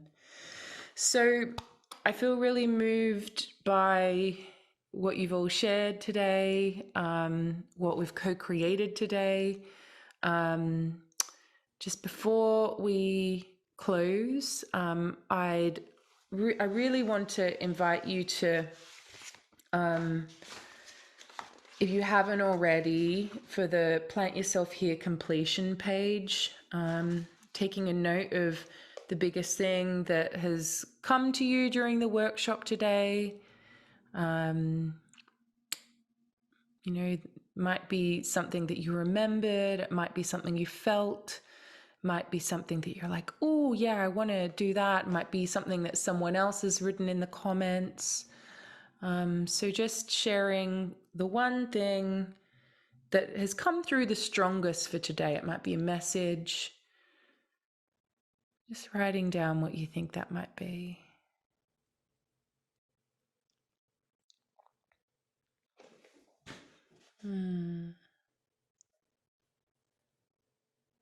To believe in myself more, healing. I saw our origins.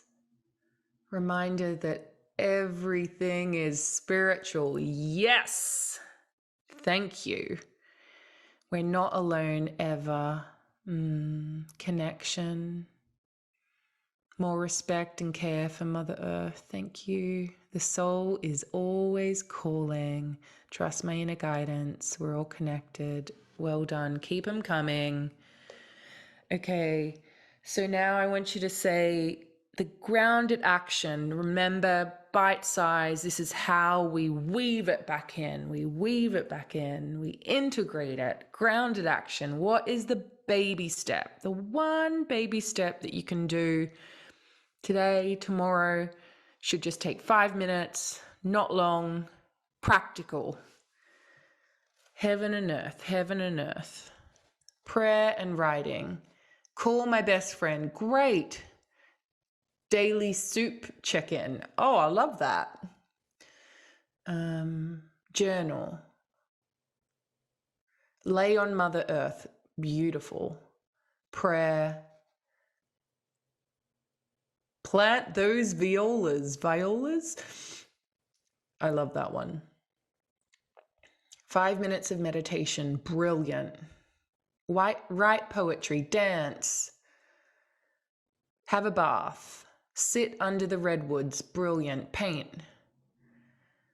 Spiritual breaks. Pray outside. Oh, that's lovely. Be present.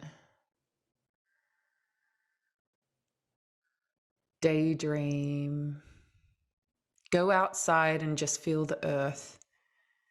Qigong on the vortex I live near. Hug trees. Be here now every day. Fertilize the trees. Thank you. Go to the mountain. Smell flowers. Make fairy rings.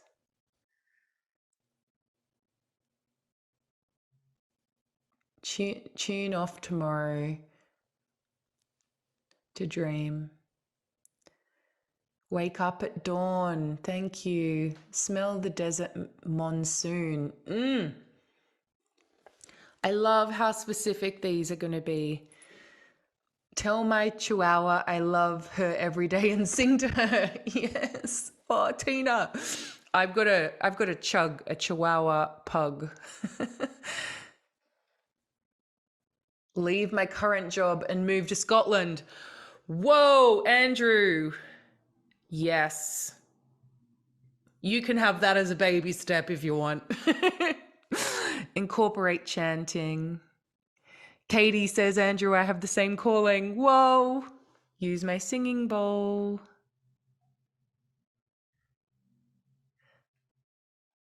Yes, so much support for you, Andrew. Thank you for sharing. Oh, go, Andrew. Oh, brilliant. Use my voice. Lead chanting. Greet the sky each morning. Thank you. All right.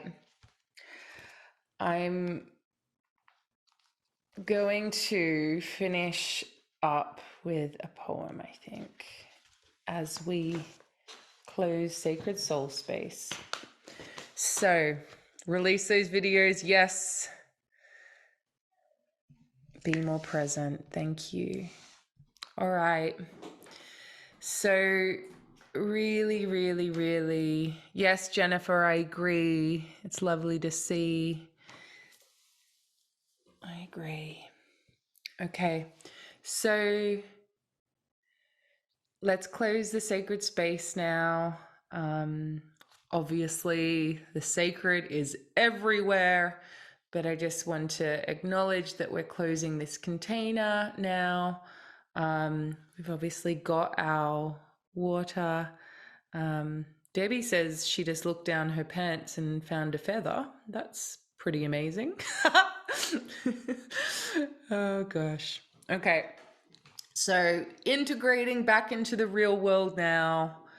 I know we've all got different responsibilities and all of that, and we've been blessed by having this space, this container. I want to thank you for co-creating it with me. Thank you everyone who gathered live, and then also those who are watching the replay in the future. Hi from the past. Hands on your heart. Deep breath in. Deep breath out.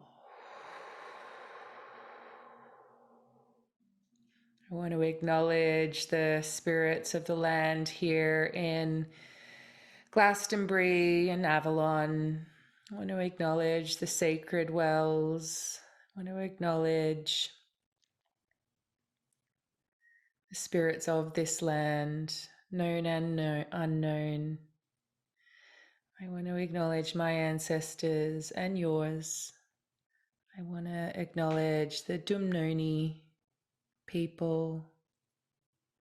I want to acknowledge the original custodians of the land where you are, known and unknown.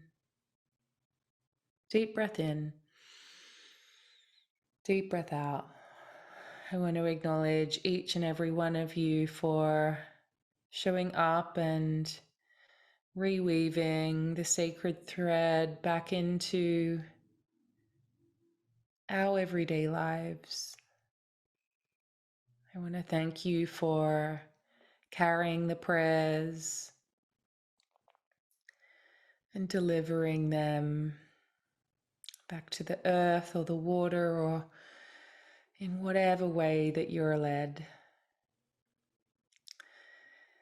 Thanking each and every one of us for showing up and being willing to soften and open, return to ourselves, each other, and the earth. To close the sacred space, really connecting in with that group energy and placing your hands in prayer and closing in the same way that we opened, but in reverse. And so just imagining the group energy, you might see it like a light, or maybe you'll see it like a flower. And just bringing your hands down to the earth, reaching all the way around up to the heavens, back down to your heart, cocooning that beautiful flower or light, however you see it, of the group space. And now individually, imagining that flower in the center of your heart, bringing your hands down, out and around, up and back to prayer, pressing on your heart now, thanking yourself for showing up.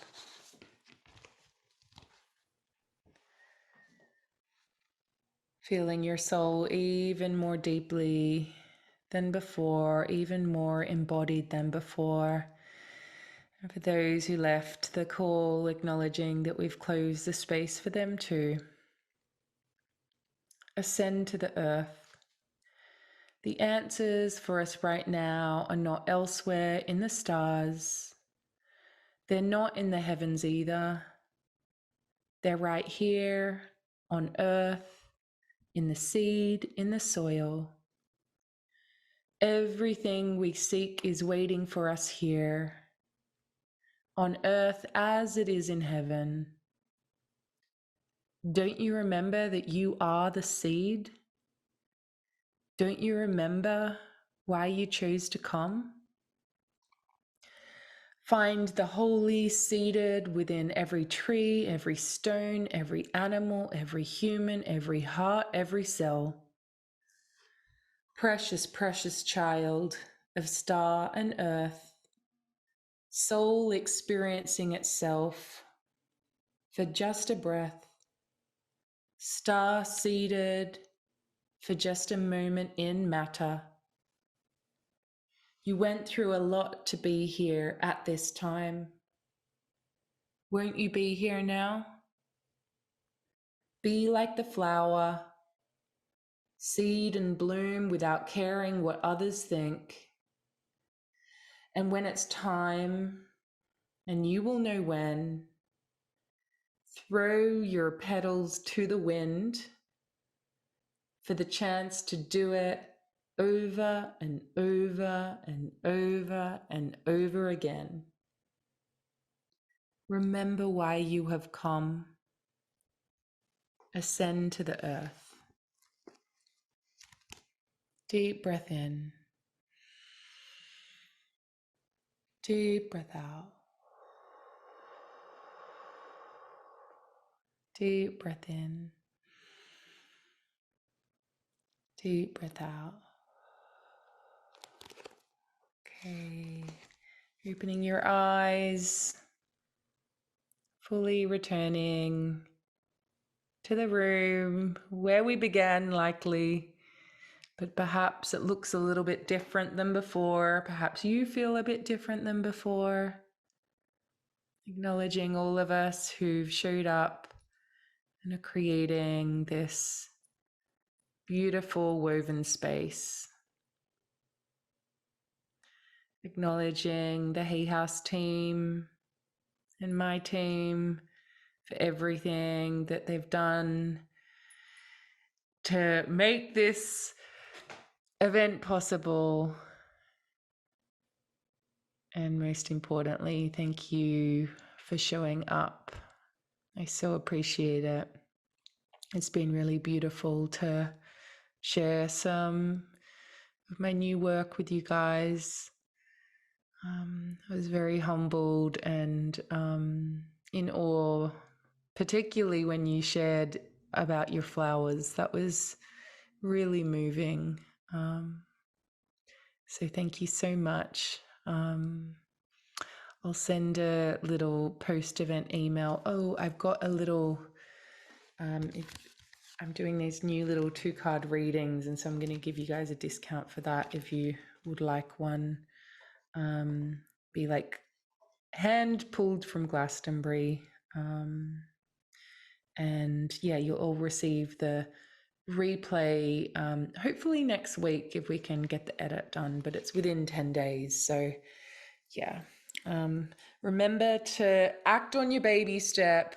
Don't be overwhelmed with all the notes. Just pick one thing. If you can do one thing that's come up from this workshop, do that. And then you're done. You're done, you're done, you're done. Soul's always calling. It's about answering the little baby steps, bite-sized each and every day. And then we're doing the weaving of the two worlds together. We are the weavers, we are the seeds. I love you so much. We'll keep the comments open for a little bit, but sending you loads of love. Thank you so much. Mwah.